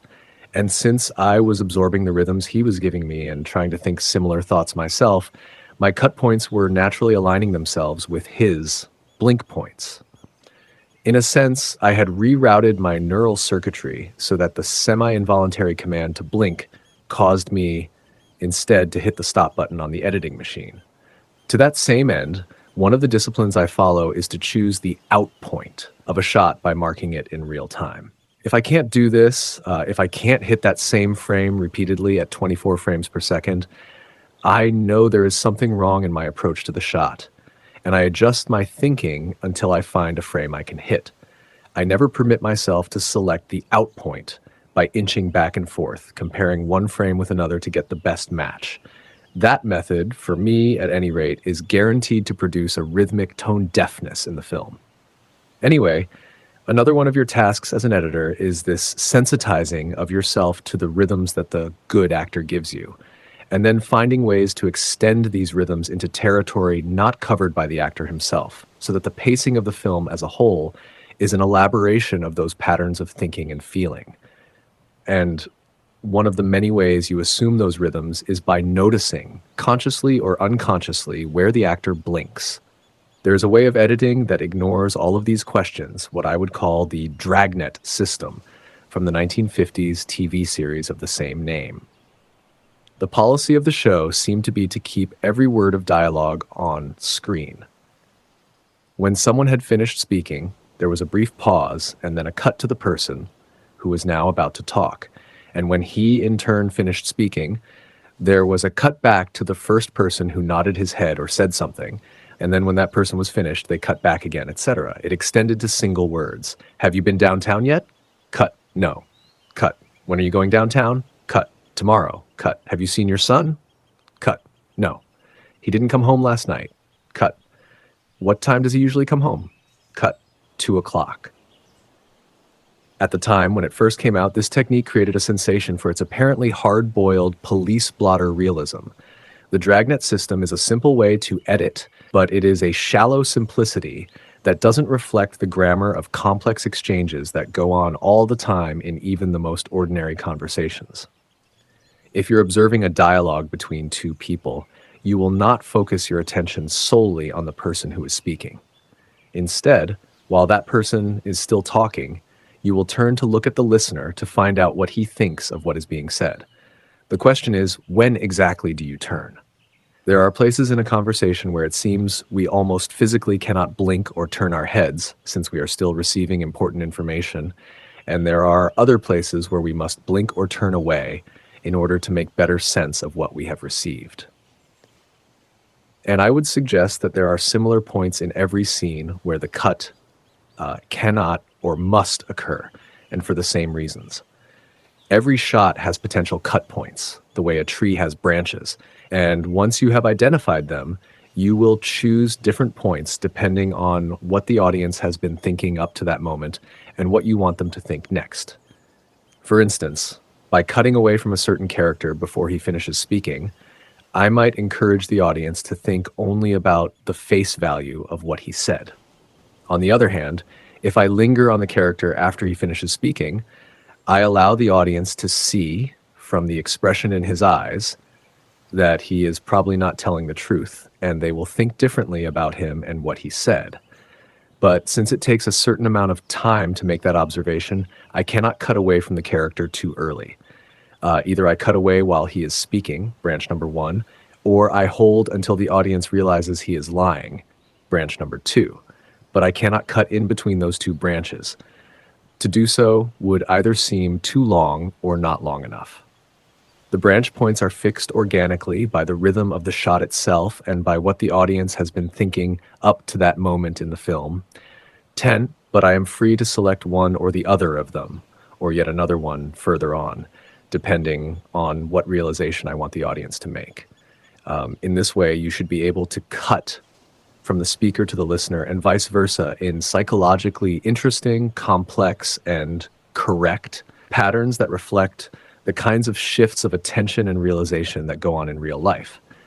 In this way, you establish a rhythm that counterpoints and underscores the ideas being expressed or considered.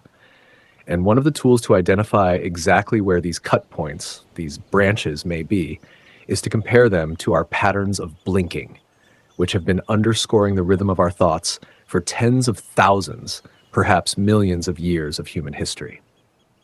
Where you feel comfortable blinking, if you are really listening to what is being said, is where the cut will feel right. So there are really 3 problems wrapped up together. 1, identifying a series of potential cut points, and comparisons with the blink can help you do this. 2, determining what effect each cut point will have on the audience. And 3, choosing which of those effects is the correct one for the film. I believe the sequence of thoughts, that is to say, the rhythm and rate of cutting, should be appropriate to whatever the audience is watching at the moment. The average real-world rate of blinking is somewhere between the extremes of 4 and 40 blinks per minute. If you are in an actual fight, you will be blinking dozens of times a minute because you are thinking dozens of conflicting thoughts a minute. And so when you're watching a fight in a film, there should be dozens of cuts per minute. In fact, statistically, the 2 rates of real-life blinking and of film cutting are close enough for comparison. Depending on how it is staged, a convincing action sequence might have around 20 cuts a minute, whereas a dialogue scene would still feel normal in an American film, averaging 6 cuts per minute or less. You should be right with the blinks, perhaps leading them ever so slightly. I certainly don't expect the audience to blink at every cut. The cut point should be a potential blink point. In a sense, by cutting by this sudden displacement of the visual field, you are blinking for the audience.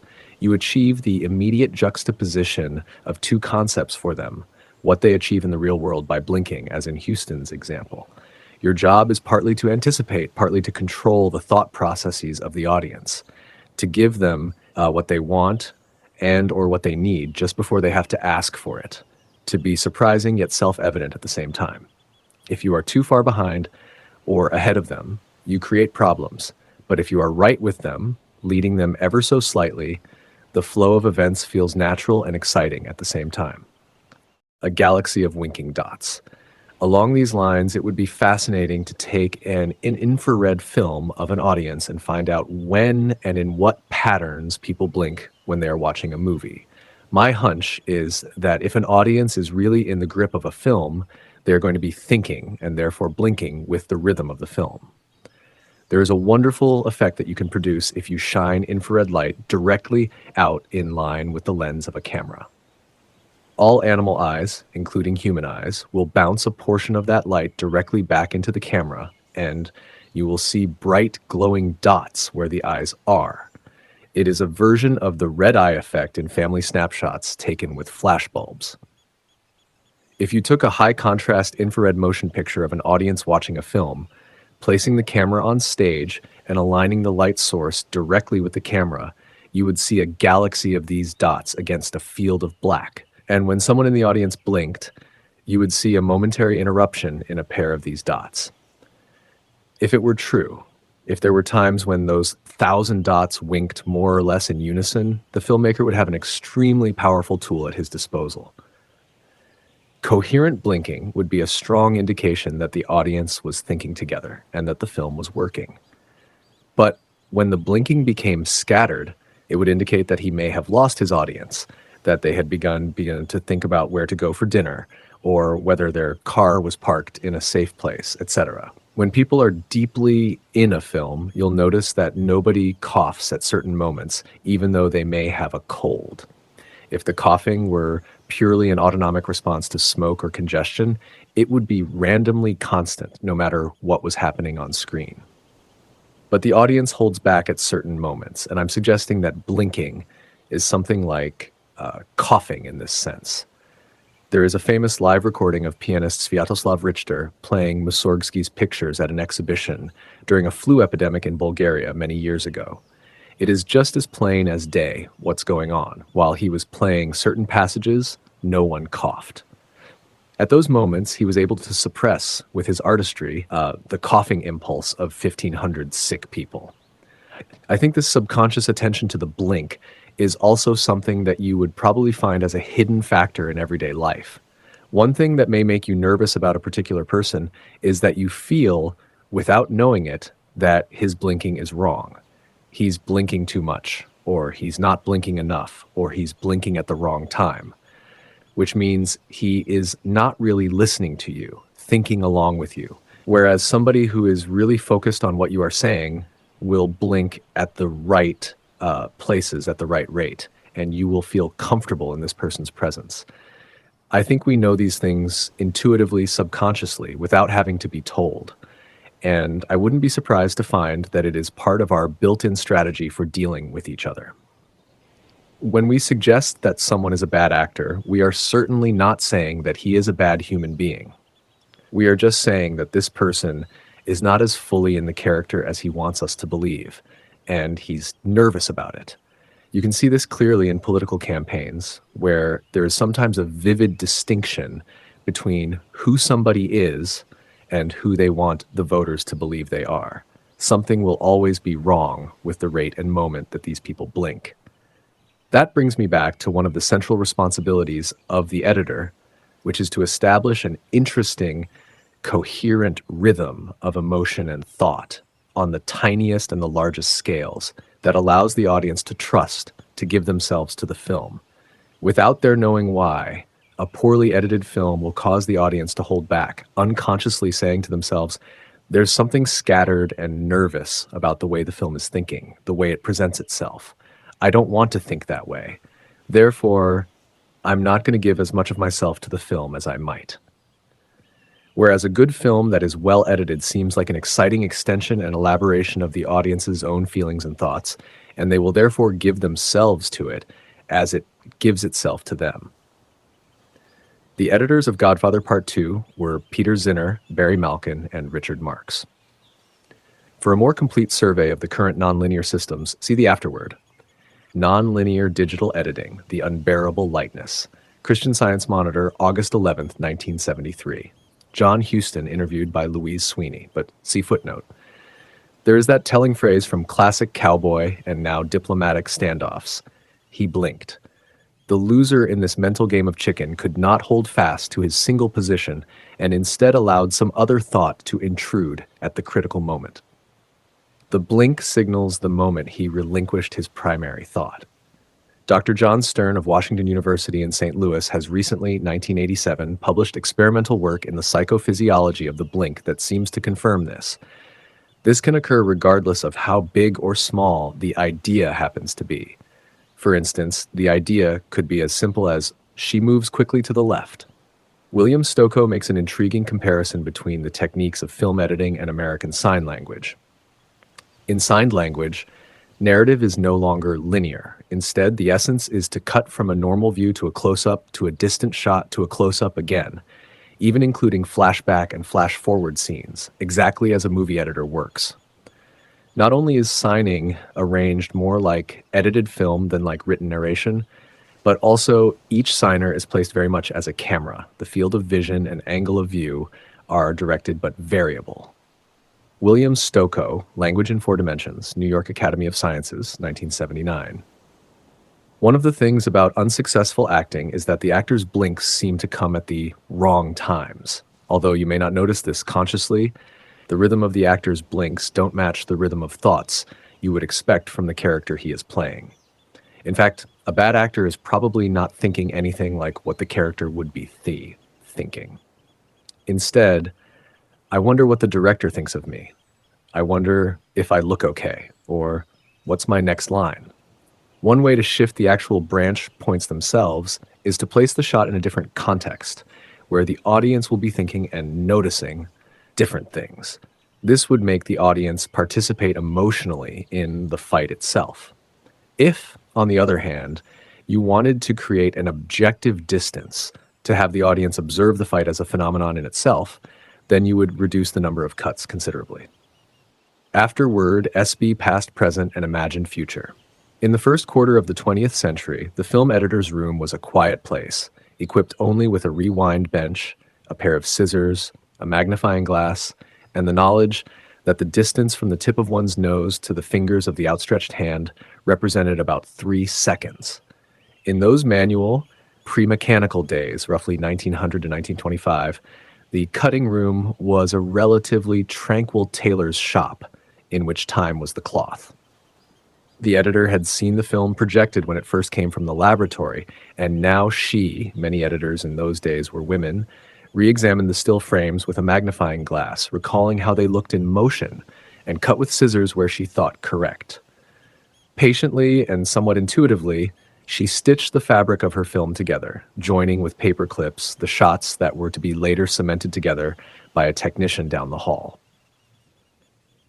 She then projected the assembly with the director and producer, took notes, and returned to her room to make further adjustments, shortening this and lengthening that, like a second fitting of a suit. This new version was projected in turn, and the cycle was repeated over and over until the fit was as perfect as she could make it. It's startling to recall that the humble moviola, that frog green machine found in virtually every editing room over the last 70 years, was rejected by many editors of the pre-mechanical age as too expensive, noisy, and cumbersome. Even dangerous, since film in those days was made of cellulose nitrate, an extremely flammable substance chemically similar to dynamite. Still worse, if that's possible, the moviola's main attribute, the ability to study the motion of the images frame by frame, was dismissed as an irrelevant crutch that would simply get in the way of the work to be done. After an initial attempt to penetrate the industry in the early 1920s, the machine was offered to the general public as a way of viewing home movies, hence the friendly name Moviola, reminiscent of the then popular Victrola record player. It probably would have withered away as a footnote to film history had not a fortuitous technical breakthrough occurred in 1927. Sound. The talking picture was the Trojan horse that ushered in the rackety mechanical age of editing.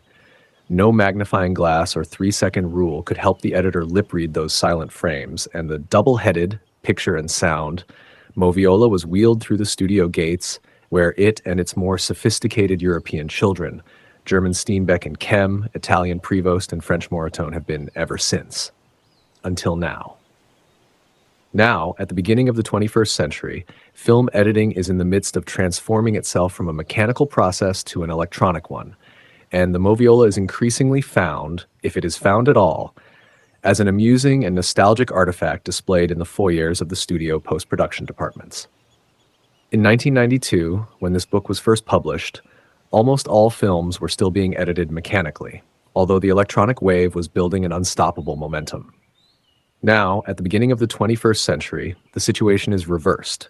Almost all films are being edited electronically on computers. This doesn't mean that film itself, the sprocketed 35mm strip of celluloid, has disappeared.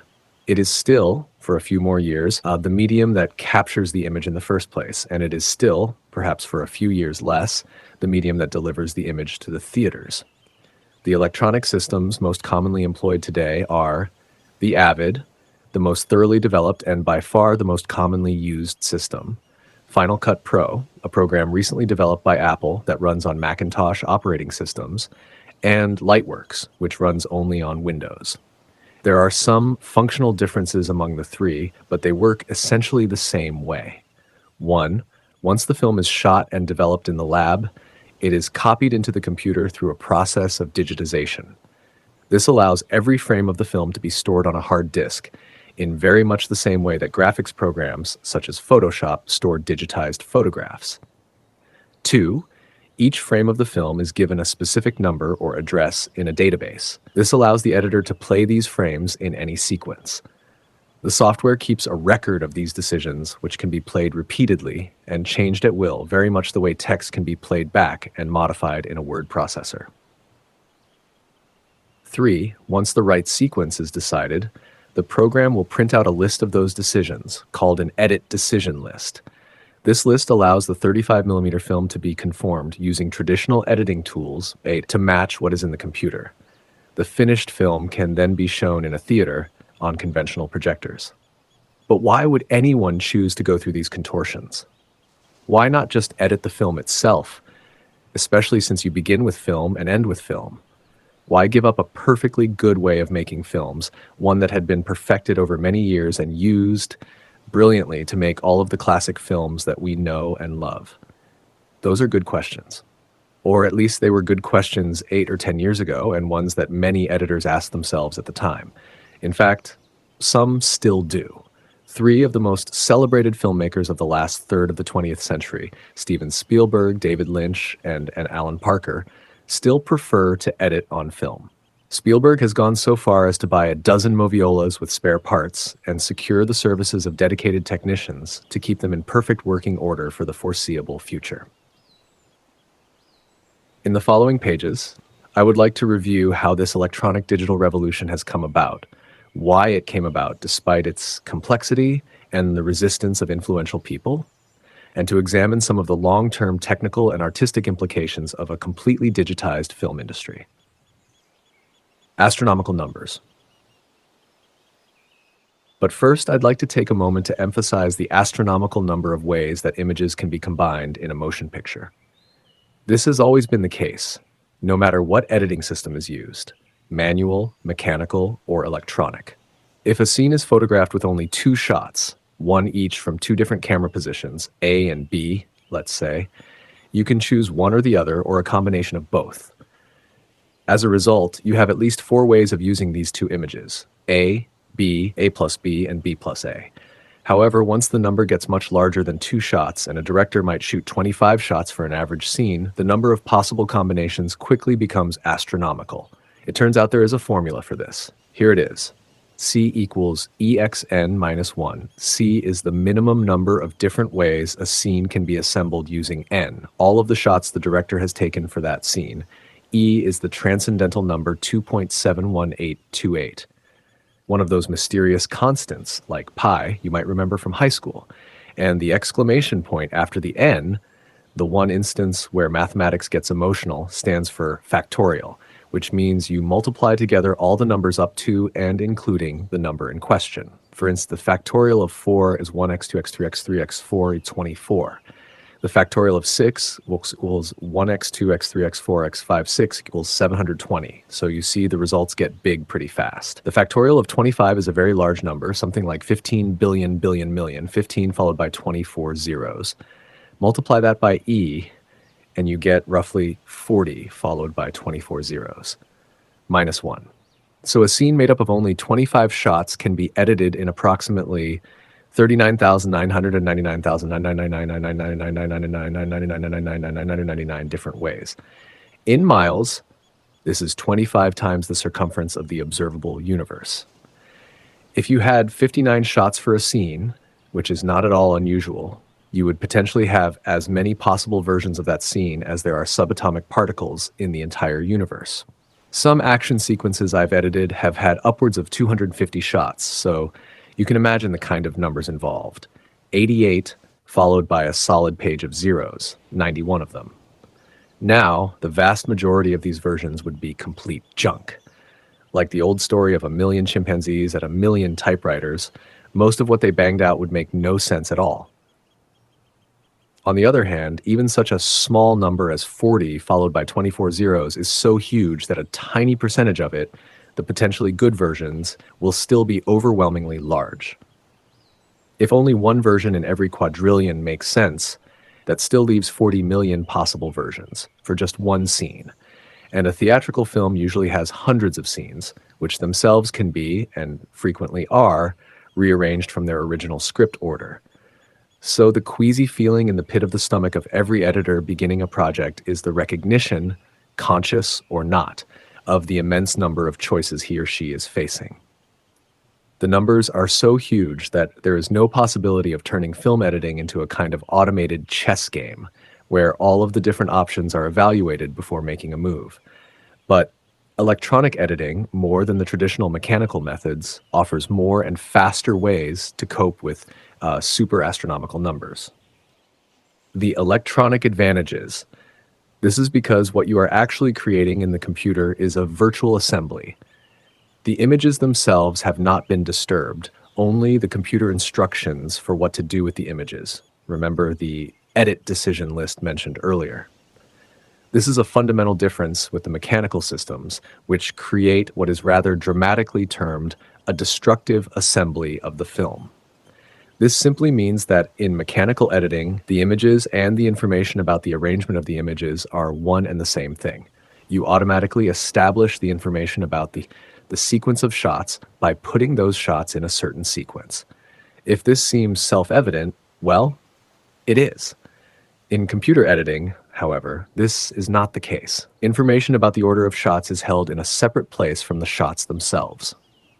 What this means is that every time you look at a sequence on a computer editing system, the images are being magically assembled for you as you watch. If you want to do something completely different with a scene, the system doesn't care at all.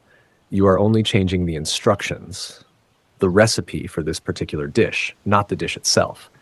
In a mechanical system, you have to undo version A before you can create version B, destroying version A in the process. This crucial difference between digital and mechanical systems leads directly to the main selling points that have propelled electronic random access editing systems forward and made them now generally accepted over the old mechanical systems.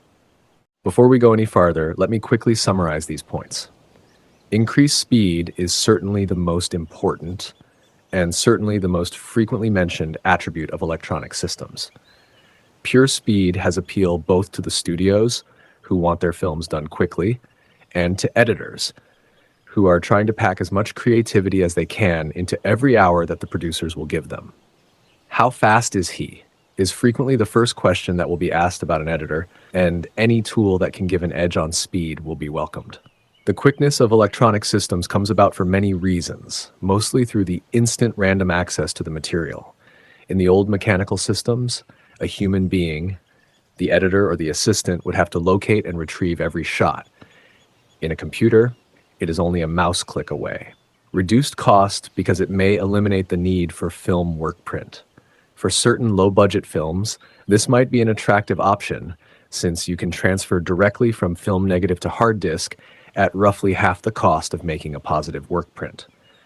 Once the film is edited, you then need only print the takes that were included in the cut, which might reduce your work print budget by 90%.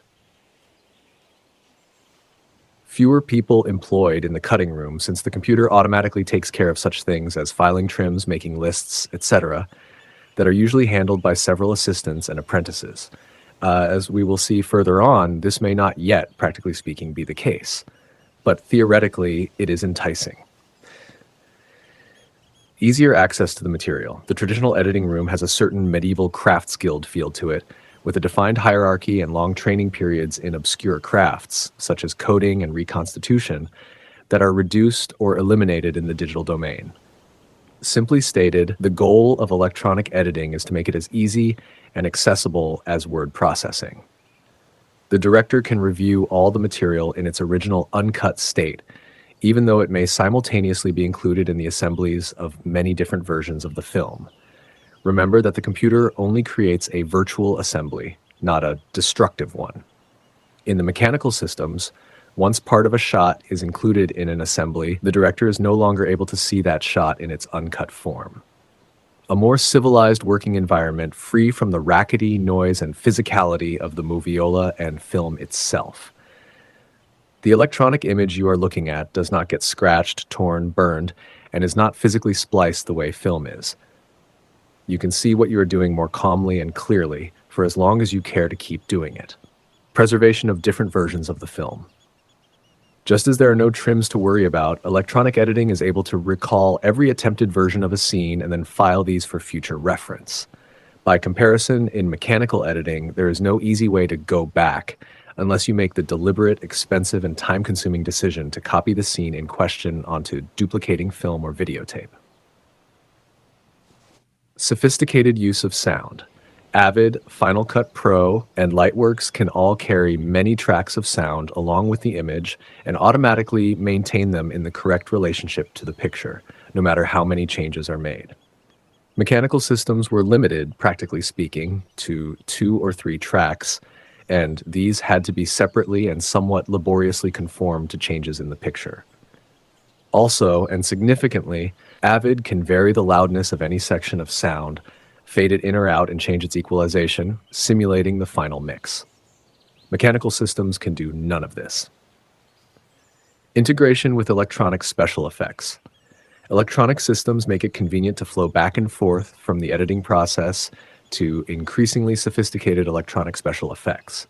Traditional fades, dissolves, and wipes can be seen and evaluated instantly, of course, as well as any repositioning and cropping of the frame, reversals of action, speed-ups, and slowdowns of action. But this is just the tip of the digital iceberg.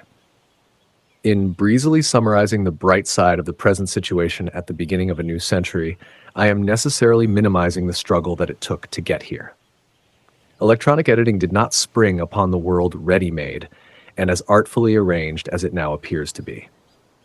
3 decades of development were necessary to get things to their present state, and this in turn built on the previous 70 years of experience with mechanical editing. In addition, every one of the advantages listed above has its evil twin, a flip side that has the potential to cancel out the good. The problems encountered on the way and the solutions, some successful, some not, help illuminate the inherent qualities of electronic filmmaking and its potential future. Digital Back to the Future. My first exposure to computer-controlled editing came in 1968 and coincided, appropriately enough, with my introduction to Francis Coppola, who has been an innovator and champion of electronic cinema for more than 30 years. Francis, who had recently graduated from UCLA Film School, and George Lucas, a fellow student with me at USC, were investigating an early CMX system down the street from where I was working in Hollywood, on a moviola. It seemed clear to each of us, in our mid-20s then, that this room, humming with expensive, relatively cumbersome equipment, was a glimpse of the future of film editing. And a few years later, after American Zoetrope had been launched in San Francisco, the 3 of us put together a proposal for using the CMX system to edit sections of The Godfather. Nothing came directly from that early effort. Computer storage and access were at the time far too primitive and costly for the amount of footage generated by a feature film. Development of many different competing systems, CMX, Montage, EditDroid, ePix, EMC, Dvision, Avid, Lightworks, and a number of others, continued throughout the 70s and 80s. A tremendous amount of research and development was invested in these systems, particularly when you consider that, although professional film is an expensive medium, there is not a lot of professional film equipment in the world, compared, for instance, to medical equipment. And since the standards and tolerances of film equipment are extremely high, there has not been a significant amount of money to be made in improving what already exists. Television equipment, on the other hand, offers a tremendous worldwide potential for profit and innovation at both the professional and consumer levels. The present wave of interest in electronic post-production comes partly from those who envision a technical merging of the two worlds, film and television, professional and consumer, and hence a considerable increase in the amount of money to be made. Avid, for instance, has for some time been delivering completely digital TV news stations throughout Europe for around $1 million each, and its yearly turnover in this area is approximately $200 million. But electronic editing has not been promoted only by the hardware developers. A strong push has also come from the filmmakers themselves. George Lucas, Oliver Stone, Jim Cameron, Steven Soderbergh, Carol Ballard, Bernardo Bertolucci, Francis Coppola, and many others experimented with different electronic systems to edit their films. Lucas went so far as to become a developer himself throughout the 1980s with his innovative EditDroid system. And short of actually creating marketable hardware, Francis Coppola has been one of the leading advocates and users of electronic editing from the mid-1970s to the present. The desire among the filmmakers has been less about saving money and more to do with increasing editing speed and, most significantly, multiplying creative options. The resistance to electronic editing came mostly from experienced professional editors and directors who observed that the merging of film and television was not a fait accompli and who might resist it for temperamental reasons, even if it were. They were comfortable with all the well-worn peculiarities of their mechanical systems, on which they had waged and won many battles, and were reluctant to embrace a completely different system whose benefits had not been proven. My own experience with electronic editing throughout these formative years was as interested partisan and occasional practitioner.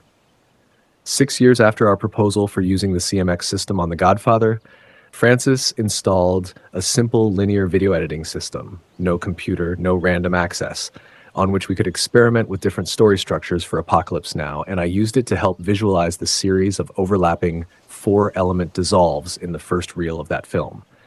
Other than that, Apocalypse, all 1.2 million feet of work print, almost 7 tons of film and sound, was mechanically edited on 2 moviolas by Richie Marks and Jerry Greenberg, and 2 Chem 8 plates by Lisa Fruchtman and myself.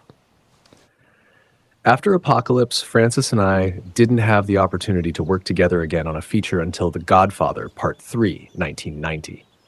Although I had started using a computerized database for editorial record management in 1982, I continued to edit directly on film on Moviolas, KEM, and Steenbecks throughout the 1980s. Francis, though, used linear video editing on all his films during this period, from One from the Heart, 1981, to Tucker, 1988. His Silverfish, a customized Airstream motorhome packed with electronic editing and monitoring equipment, first made its appearance on One from the Heart. By the time of The Godfather Part 3, however, Francis had moved from the relatively primitive linear videotape systems up to a true random access, computer-controlled, though still tape-based, montage editing system. Lisa Fruchtman started using it in the fall of 1989 to put together the first assembly of the film, and another system was added when Barry Malkin joined the film in the spring of 1990. But when I joined the crew a few months later in August, it just didn't seem practical to add a third system. So I worked directly on film using a Chem 8 plate. A few months later, I did use the montage with the help of Gus Carpenter to assemble the Godfather trilogy, a 10-hour compilation of all 3 Godfather films. In Marin County, across the Golden Gate Bridge from Francis's Zoetrope Studios, George Lucas had mobilized the considerable resources of Lucasfilm, starting around 1981, to pursue research and development of his ambitious Laserdisc-based EditDroid electronic editing system, and was able to put it to practical use by the mid-1980s. Carol Ballard and his editor, Michael Chandler, used it on Ballard's Wind, 1991, and the system was used whole or in part on such features as Steven Soderbergh's Kafka, 1991, and King of the Hill, 1993, Oliver Stone's The Doors, 1991, John McTiernan's Medicine Man, 1992, and James Brooks' I'll Do Anything, 1993. In addition, Lucasfilm's entire Young Indiana Jones television series, 1991 to 1995, was assembled on EditDroid. But as luck would have it, no Lucasfilm feature ever used the Lucasfilm system, because by the mid-1990s, both EditDroid and the functionally similar montage system had been overwhelmed by technical developments that were leading to the eventual preeminence of completely digital systems such as Avid and Lightworks. Transition from analog to digital, it was not technically feasible to digitize the huge amount of film generated by the average feature onto the relatively primitive hard drives of the 1980s. So the expedient solution was to store the film on conventional analog media, such as videotape or laserdisc, and use the computers only to manipulate the information about what to do with those images. In effect, to have the computer control the banks of analog machines on which the images were kept. EditDroid used laserdiscs as a storage medium, and Montage used videotape cassettes, but the operational principle was essentially the same for both systems, which might be called analog electronic. In the late 1980s, because of advances in computer memory technology, it became possible to digitize film images directly onto the computer's hard disk. This is the central innovation underlying both Avid and Lightworks, which might be described as digital electronic. Because they have everything, media and information about that media, under one roof, so to speak, these digital systems were inherently more efficient, productive, and flexible than their analog predecessors. And the editors themselves could digitize the film quickly and efficiently from videotapes of the dailies, rather than sending the film out to professional services to be copied onto laserdiscs or multiple VHS tapes. The digital machines were rightly criticized in the early stages of their development for having poor image quality compared to, say, the EditDroid laserdiscs. But as hard disk memory became precipitously less expensive during the 1990s, the quality of the digitized image correspondingly increased, to the extent that both EditDroid and Montage found the digital competition increasingly difficult to overcome. Despite all these editing system developments, however, we found ourselves in the mid-1990s stuck in a lingering electromechanical transition phase, one that lasted years longer than I would have guessed when I was so dazzled by the CMX back in 1968. After all, 2001 was only a few years away. The 33V3 LP was history. Word processors had universally replaced electric typewriters, and here we were still listening to the clattering of the Moviola's Maltese cross, with scratched film all over the floor, and splicers, tape, trim bins, and grease pencils filling the editing room. I believe the awareness of this odd technological lag was one of the strongest psychological undercurrents pushing electronic editing forward. The persistence of the Moviola into the last decade of the 20th century is about as surprising as seeing an old manual Underwood typewriter being loaded onto the space shuttle. What was going on? Development problems. Simply stated, most of the early nonlinear systems were oversold, particularly regarding the huge demands that feature films made on computer storage and processing power, and the difficulties of getting the film into these systems and then accurately out again was considerably underestimated. The amount of memory that early nonlinear machines had was limited. You simply couldn't store the entire film in one gulp, so it all had to be broken down into chunks, which caused serious procedural and creative dislocations. Moving from one section of the film to another involved swapping the media, hard disk, laserdisc, or tape on which the film was stored. Godfather 3, which was edited on a montage tape-based nonlinear system, had this problem as late as 1990. A bottleneck existed in the workflow. The early machines were so expensive that you could usually afford just one per film.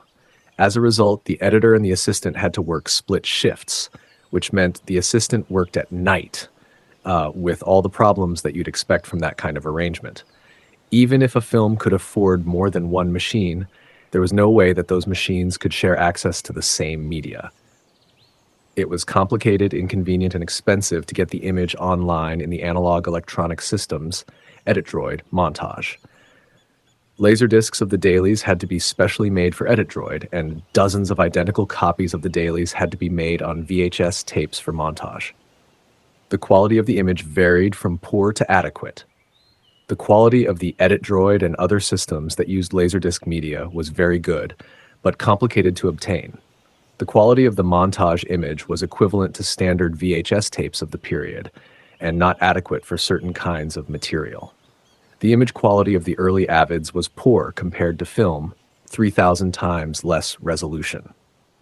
To store the image in a reasonable amount of disk space, it had to be rather crudely digitized, which resulted in a pointillistic effect that obscured detail and made it impossible to see hidden problems, such as lack of focus, which was also a problem with the montage.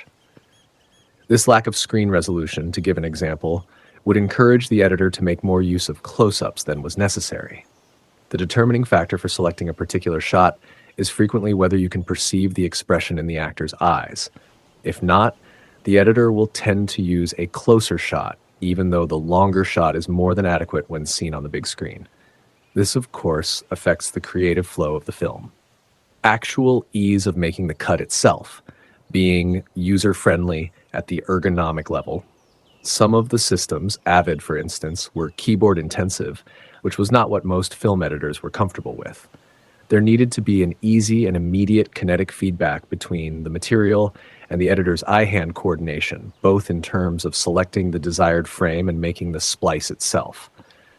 Editing is a kind of frozen dance that depends on engaging as much of the editor's body as possible. Edit Droid, based on the Steenbeck model, had the most film-like control. Works best when needed least. Frequently, when called upon to perform a series of fast picture cuts or complicated sound edits, the tape and Laserdisc systems would tell you in one way or another that you had overloaded their processing ability, and they could no longer show you your work in real time. Solving this was, and remains, simply a question of adding enough memory and processing speed to do the job. Reliability of the edit decision list. The reliability of the crucial edit decision list, from which the film is conformed to match what is in the computer, was problematic on the early systems. In Europe, where both film and video run at 25 frames a second, this is not a problem. But in the United States, motion picture film runs at 24 frames per second, and video runs at 30 frames. So a mathematical compatibility has to be worked out if the two systems are to mesh. In making copies of film to video, 6 extra phantom video frames, actually repetitions of existing frame fields, are added every second. The early video-based electronic systems all ran at 30 frames per second, so there were times when the editor had decided to make a cut on a phantom video frame that had no numerical equivalent in film. The computer then had to make an arbitrary decision about which real frame to select, the one before or the one after the phantom frame. If only one version of the film was ever made, this would have been easier to resolve. But in the process of editing a film, changes upon changes upon changes are made, so the computer's decision to come down on the left side of a particular cut for the first version of the film might be followed by a decision to come down on the right side of the same cut in the second version, even if the editor had made no change in that area. On Godfather 3, which was edited on the montage system in 1990, we had to assign an assistant to manually double-check the edit decision list with what was actually on the editor's screen, and to cancel out edits of one frame that in fact had not been made at all. This list above is not complete, but it gives a pretty good indication of the major electronic editing issues that were foremost on editors' minds in the early 1990s. It was enough to dissuade many editors from taking the plunge and going electronic.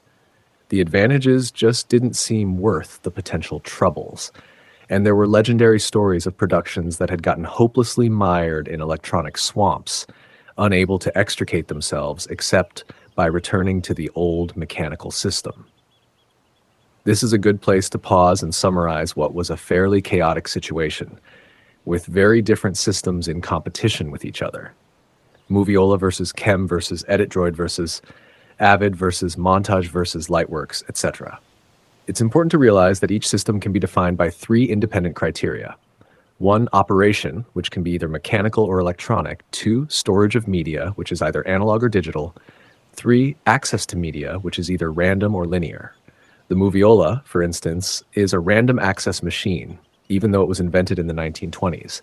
It would be fully defined as a MAR, mechanical analog random. The Avid would be an EDR, electronic digital random. The KM would be an MMAL, mechanical analog linear, and so on. Here's a table that summarizes all the variables. Half English patients. In 1995, I was hired to edit Anthony Minghella's film of Michael Ondaatje's The English Patient. By this time, many of the problems outlined above had been solved, or were on their way to being solved by the inexorable increase in processing speed of computers and a drop in the cost of memory.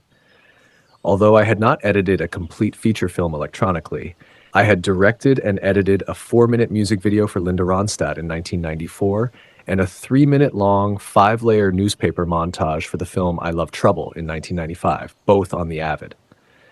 I was impressed by how things had changed in 5 years. There had been 3 major breakthroughs. 1, memory capacity and processing speed had increased to the point where storing the entire film on computer hard drives was now economically and technically possible. The quality of the digitized image had improved considerably, and the workflow was rarely interrupted. 2 or more workstations could now access the same set of hard drives on which the film was stored, which eliminated the danger of bottlenecking. 3, the software for a true 24-frame environment had been written by Avid for their Film Composer program, assuring a one-to-one correspondence between the frames in the computer and the frames of film. This was the breakthrough that made the crucial edit decision list perfectly reliable for the purposes of conforming the 35mm film. Despite having a few lingering questions and reservations, I was eager to try digital editing, and English Patient, with its shifting time structure, seemed ideally suited for the flexibility that the Avid would give. However, the producer of the film, Saul Zaentz, was trying to reduce the budget. All heads of departments were working on partial salary deferments, and renting an Avid represented an upfront extra cost of several $1,000s a week, despite the potential for time savings farther along in the schedule. Also, English Patient was shooting in Italy and Tunisia, and Saul was rightly concerned about logistical support. Anthony Minghella had edited his 2 previous films conventionally on film, and was concerned about making the change to digital. Not only was it unfamiliar territory for him, but several of his friends had recently had unfortunate experiences with electronic editing. There had been technical problems, and the electronic system itself seemed to encourage studio interference. So the decision was made to edit The English Patient directly on 35mm film, which was fine with me. Perhaps, on second thought, making a film in a foreign country and learning a new system at the same time would impose too many variables. There was always the next film. So we started production of English Patient at Cinecittà in Rome in September of 1995 with a conventional mechanical setup, a Chem 8 plate for me, and a Steenbeck for my assistants, Daniel Farrell and Rosemary Conte, in addition to the normal rewind benches and miscellaneous paraphernalia. As usual, we had my computerized database to keep a log of the notes and comments about each take, as well as the photo duplicating equipment for taking representative stills of each setup. However, 6 weeks into production, my wife, Aggie, who was preparing to fly to Rome for a visit, called with the news that our son, Walter, had had a seizure the day before and been diagnosed with a brain tumor. I notified Anthony and Saul and discussed the situation with them as best I understood it. Walter was okay and recovering from the seizure, but an operation to remove the tumor had been tentatively scheduled for 2 weeks later. The seriousness of the situation couldn't be assessed until the day of the operation, when a biopsy could be made. I told Anthony and Saul that I was flying home the next day, expected to be gone for at least 8 weeks under the best of circumstances, and that they should think about hiring another editor to replace me. Both Saul and Anthony refused to consider that possibility and told me that I should not worry about the film and to update them. So early the next day, I was on my way home to Bolinas, a small town north of San Francisco. This kind of extreme crisis, for which you are never prepared, has the effect of hurtling you, so to speak, through the windshield of your normal day-to-day life. Some magic agency puts things, blessedly, in a startlingly clear perspective, What is important stands out in brilliant relief. Everything else recedes into the muted background. The event horizon shrinks to what is achievable today or at most tomorrow. What if is banished, and your role in the unfolding events has a solidly determined feel. It's some kind of self-protective mechanism with very ancient roots. So the film, which had been my primary focus 24 hours earlier, now seemed as if it were a curiosity at the other end of a telescope. Nonetheless, I was conscious that I had a professional responsibility to people who had put their trust in me. I was going to be away for at least 2 months, and shooting was not going to stop. An 8-week backlog in a 20-week schedule has a tremendous force to it. By the time I landed in San Francisco, it had become clear to me what I would propose to Saul and Anthony. If they really wanted me to continue as the editor on the film, we should install an Avid in the barn next to our house in Bolinas, ship the dailies to San Francisco after the unit had seen them, and I would start editing at home, able to be close at hand during my son's recuperation. It would involve a considerable extra cost to the film, as well as having the editor 7,000 miles away from the production, but there didn't seem to be an alternative as far as I was concerned. To Saul and Anthony's eternal credit, they accepted my proposal without hesitation. Walter's operation went ahead as scheduled and was successful. The tumor's biopsy was ambiguous, and he declined to have chemotherapy or radiation treatment. He spent several months at home through the first assembly of the film. The joke went around that, since my wife is English, we had 1.5 English patients staying with us at our house in Bolinas. Walter had been teaching mountain climbing before all this happened, and his recovery goal became being able to join a cancer survivor's ascent of Mount Denali. We called it Mount Denial in Alaska, the tallest peak in North America. In June of the following year, he was part of a team of 15 that successfully reached the summit.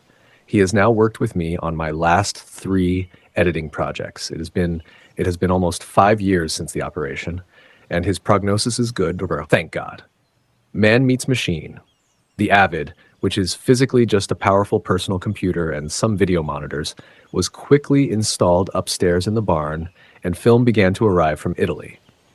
One problem was maintaining communication with my film assistants, Dan and Rosemary in Rome, as well as with Anthony and Saul, who were shooting in a remote part of Tunisia by this time. Luckily, Rosemary had an email account, and this quickly became the highway on which both correspondence and database information was transmitted.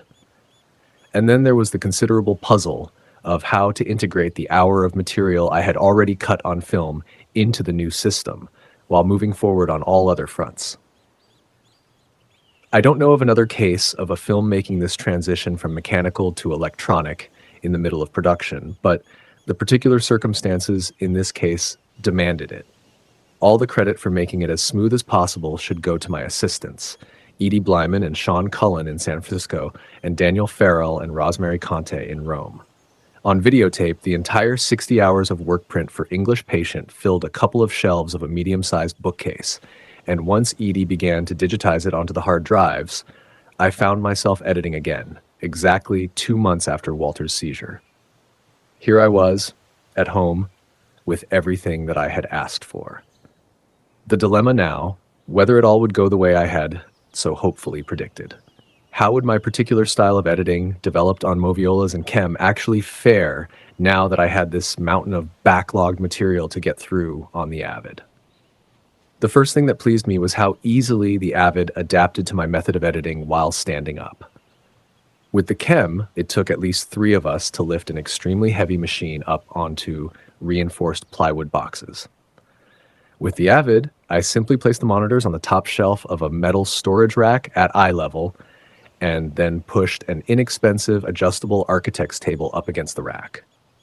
This setup gave me not only a place for the keyboard and mouse, but for spreading out up to 8 pages of notes in front of me and right below the images, something I could never achieve with the mechanical systems.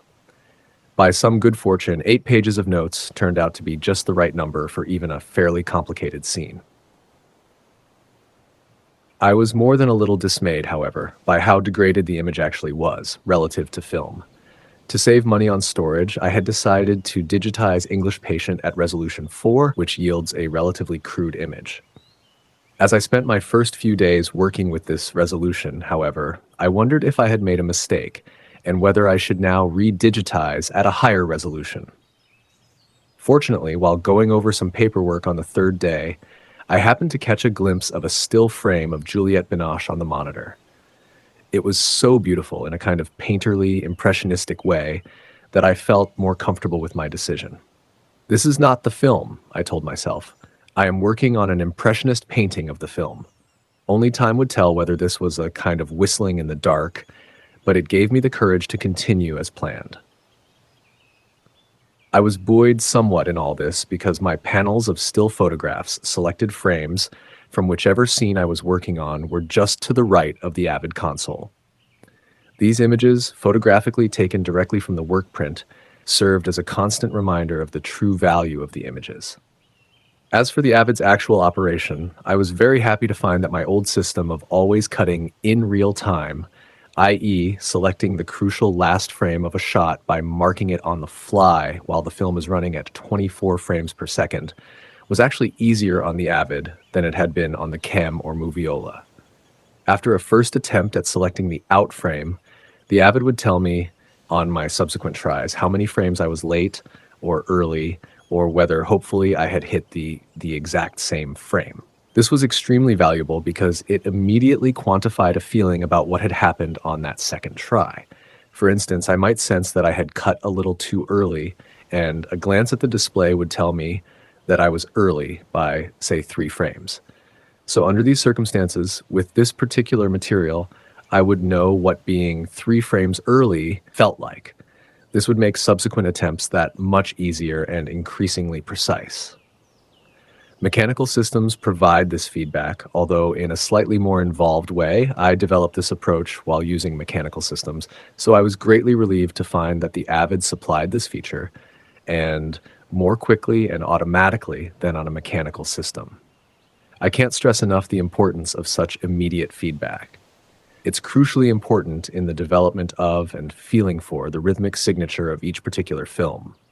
I also found that another of my editing peculiarities, making the first assembly of a scene without sound, was much easier on the Avid. With the Moviola or Chem, I could of course make a silent assembly easily enough. In fact, one of the reasons for excluding sound was to make a first assembly as quickly as possible. But hearing it would then involve a somewhat tedious couple of hours finding the correct soundtracks and syncing them up to the picture by code number. In the Avid, the sound for the film is always running in sync with the image, so choosing to hear it or not is as simple as hitting a switch on or off. I was initially suspicious of using the Avid's keyboard instead of the more intuitive controls of the mechanical devices. The Moviola's design is almost automotive. It has pedals for forward and reverse motion and a handbrake that gives a particularly satisfying jolt when stopping the film. You can also grab hold of a fast spinning flywheel with your left hand for additional braking power and use it for inching the film forward or backward frame by frame. It is a tactile whole body experience in the extreme.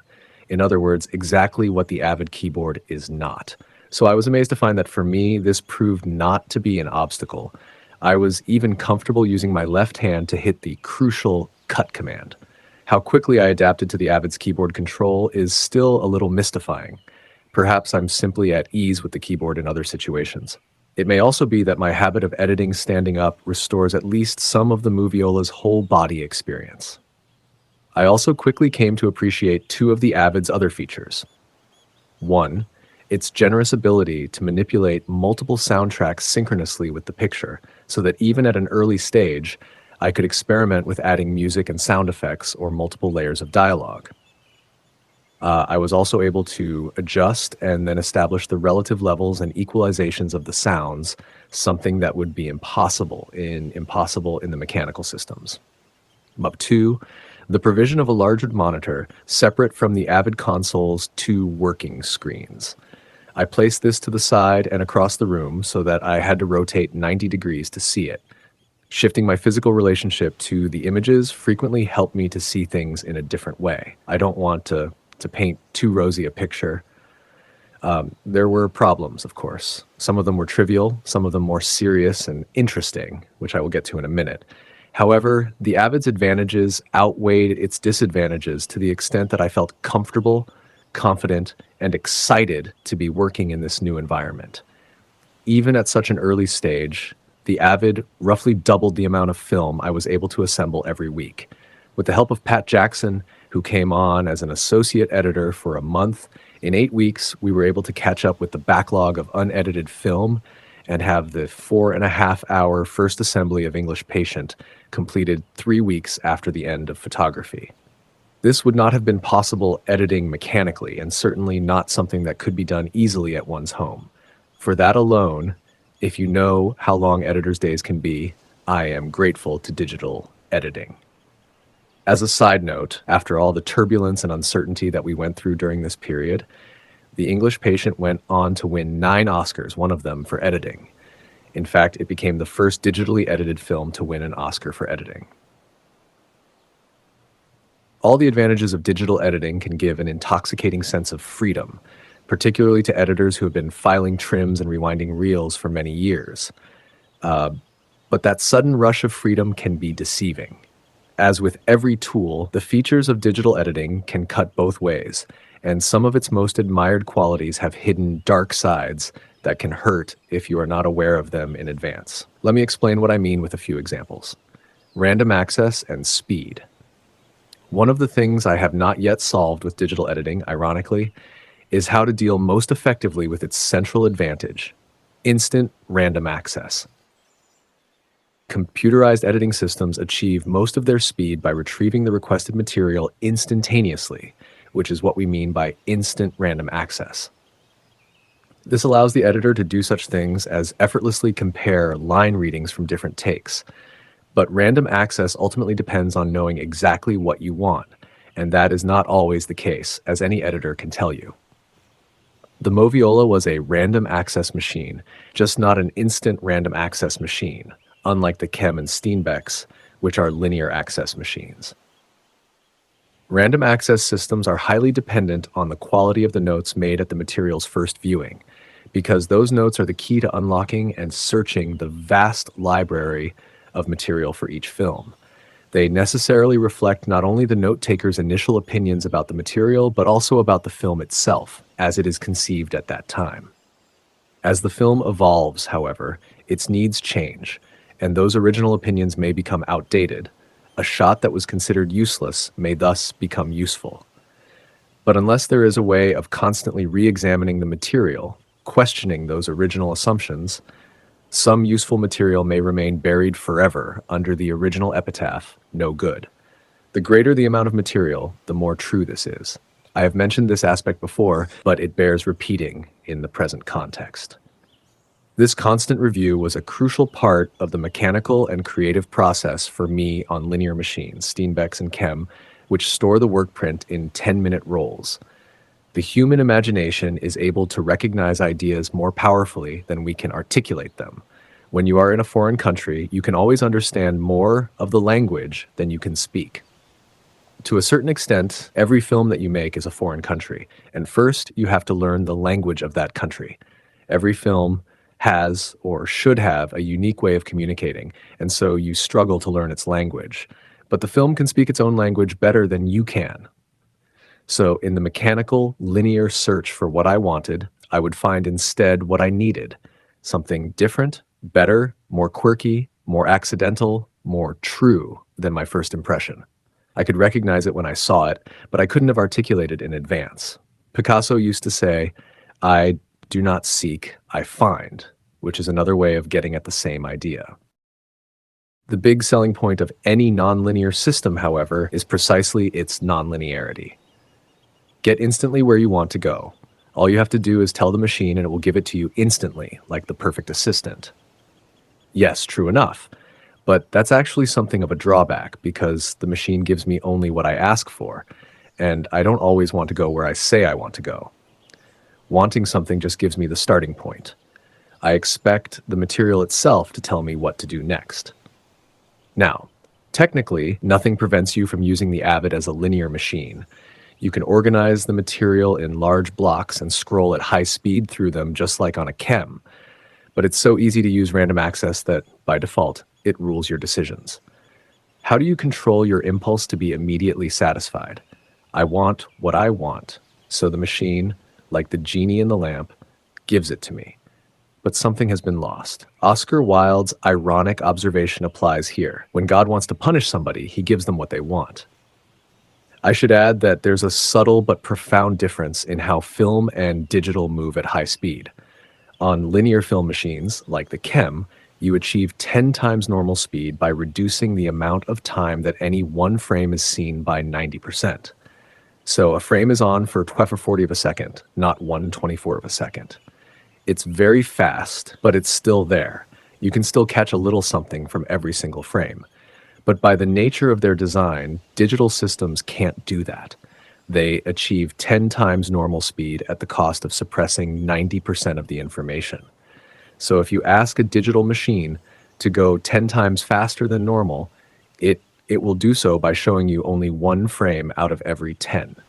It's like skipping a rock across the surface of a lake. You are not seeing 90% of the film, whereas when you watch sprocketed film at high speed on a KM or Steenbeck, you see everything. I'm always amazed at how perceptive the human eye is, even at those high speeds, at detecting tiny inflections of looks and expression and action. Maybe this is the reason that I have resisted using Avids as linear systems. Technically, I think this is a profound problem, something built into the nature of video monitoring. It takes an exact and unchangeable amount of time to scan a frame in video, and things can't go any faster than they do. Whereas on the chem, it's easy to increase the scan rate by simply speeding up the rotation of the prism in the lens. The real issue with speed, though, is not just how fast you can go, but where are you going so fast? It doesn't help to arrive quickly if you wind up in the wrong place. And if arriving at your destination also produces a more complete knowledge of the material, the linear systems do have a serious advantage to offer. Ultimately, however, technology is hardly ever the final determining factor in questions of speed versus creativity. Here we are in the domain of the human spirit. What do you want to say and how do you want to say it? 180 years ago, Balzac wrote 80 classic novels in 20 years using just a quill pen. Who among our word processing writers today can even approach such a record? In the 1930s, Jean Renoir made a commercially successful feature film on Purge Bebe in 3 weeks, from concept to finished product. And early in his career, Kurosawa, directing and editing himself, would have the first cut of his films done 2 days after shooting. Instead of speed, digital systems would be more honest to advertise increased options. They will allow the work to remain flexible longer, which is to say that the moment of decisive commitment can be delayed. This can have creative advantages, but it also can get you into trouble. In the 1930s, you had to plan out your shots very carefully when the Technicolor 3-strip camera weighed half a ton. With lightweight cameras, fast film, and D8 or portable disc recorders, you can change your mind up to the last instant. Does it all happen faster? Not necessarily. A level of complexity is frequently added, which eats up the time gained. Is it better? That is arguable. The high watermark of the American film industry is still recognized by many as 1939. Using the right technology in the right way for your particular project centers on finding the correct balance of pre-planning versus spontaneity, supporting structure versus seductive surface. The human body is made up of flesh and bone and needs the right proportion of both to function the way it should. Fewer assistants. This may be achieved someday when 35mm film is no longer used for photography and exhibition. But at present, movies that are edited digitally have in practice required more assistance because there have to be people to handle the conforming of 35mm work print as well as helping with the telecine, logging, and database work required by the hybrid process of working in a 35mm digital world. This kind of crew tends to stratify along film-video lines and produce a subtle alienation, which is not ultimately good for the film, the people involved, or even the industry as a whole. Arguably, the greatest period of creativity in European painting occurred at a time when painters required assistants to prepare their pigments and canvases. All of the great painters of the Renaissance started out as assistants to established artists. There were no schools as such, and moved up the ladder, starting to help with the actual painting at a certain stage, until they were ready to work on their own with their own assistants. Not only did this provide real on-site training, free from the fog of theory that can settle over academic situations, but I'm sure that the presence of other people during the act of creation kept painting grounded in a way that it is obviously not today, when it's done almost exclusively in isolation. I can't count the number of times that feedback from my assistants has kept me honest about what worked or didn't work. They are my first audience, and many times they have provided the film with ideas beyond what I could have thought up myself. The ultimate aim of computerized editing, however, is one man, one machine. An editor working as a painter works alone in a room with all the material at his fingertips and no need for anyone around to help. If this level of isolation is ever achieved technically, it will be interesting to see the films that result and to discover whether the collaboration that is the essence of filmmaking is not in some way compromised by this technical advance. Reduced bookkeeping. This is an area where computers shine. Electronic systems unquestionably gain a significant advantage by eliminating the filing of film trims, something that on an average feature would become the full-time occupation of at least one assistant. For most lower-budget films willing to take the risks involved with entirely eliminating work print confirmation, there is a real savings to be made. On the other hand, for higher-budget films that are obliged to screen different versions in 35mm, the need to conform the film and keep it up to date with the current version in the computer will involve all of the traditional mechanical bookkeeping and filing of trims and lifts, in addition to database management for the computer. Another related advantage of digital systems is the ability of their databases to effortlessly archive different versions of the film for future reference. This, however, can be a slightly more dubious asset because it has the potential to open up a sorcerer's apprentice proliferation of information that may ultimately overwhelm the very goals it is trying to achieve. Editing is, or should be, progressive. You are moving forward all the time. Even if you return to a previous structure, it will not be, or should not be, exactly as it was, but reflect in subtle ways what has happened to the film as a whole since the scene was first put together. By obsessively keeping every version of a scene, you can easily drown in all the variations, feeling some obligation to look at each of them and incorporate a little of each in subsequent versions. The result is that you may lose time and artistic focus in unproductive discussion, and the resulting work may have a stitched together Frankenstein's monster feel to it, rather than being organically whole and alive. The key here is moderation. Restrict yourself to archiving significantly different versions of your film every 2 or 3 weeks.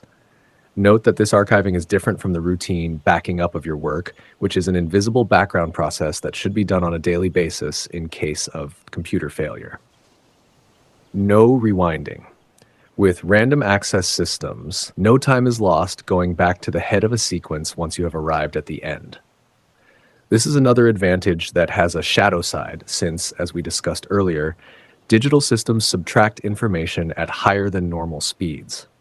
Particularly when playing in reverse, digital systems do this subtracting in a random pattern that doesn't accurately reflect the rhythm of the editing. On an Avid, the only accurate way to look at your film is at normal speed, forward. Since this is how the film is going to be seen by an audience, why would it need to be seen any other way? For the same reason that painters will frequently look at their work in a mirror upside down, by inverting the image, it is momentarily freed of content and can be looked at as pure structure. Driven by similar impulses, Catalonian architect Antonio Gaudí would build the models for his structures upside down, hanging them by wires so that he could immediately see the effect of an imbalance.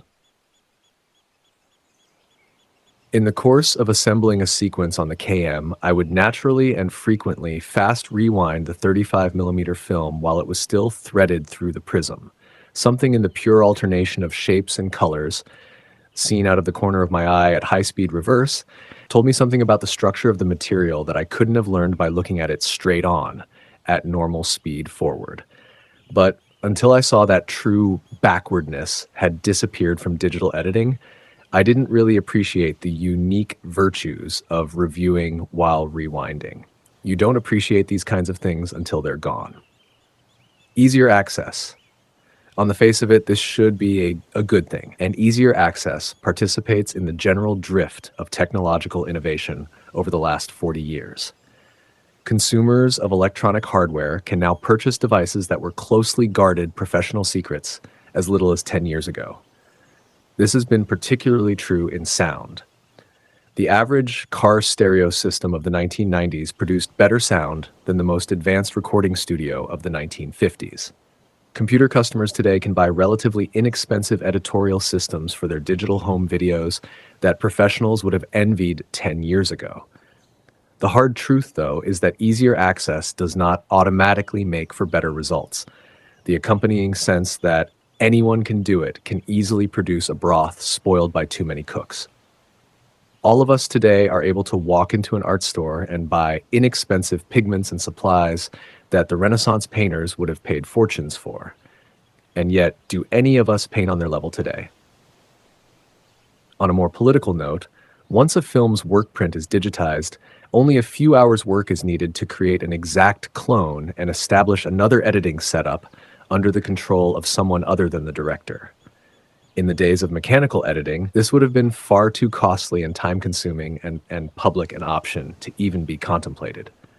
So-called digital ghost cuts are already being undertaken by some studios, and no one yet knows what the practical and creative long-term consequences will be. On the bright side of that same coin, after a film has been completed, the uncut digitized images and sounds might be made available to film schools. This would allow editing students to practice their craft with real-world material that was professionally directed, shot, and recorded. Students would be able to examine in detail the problems that the filmmakers overcame and perhaps find original solutions for themselves.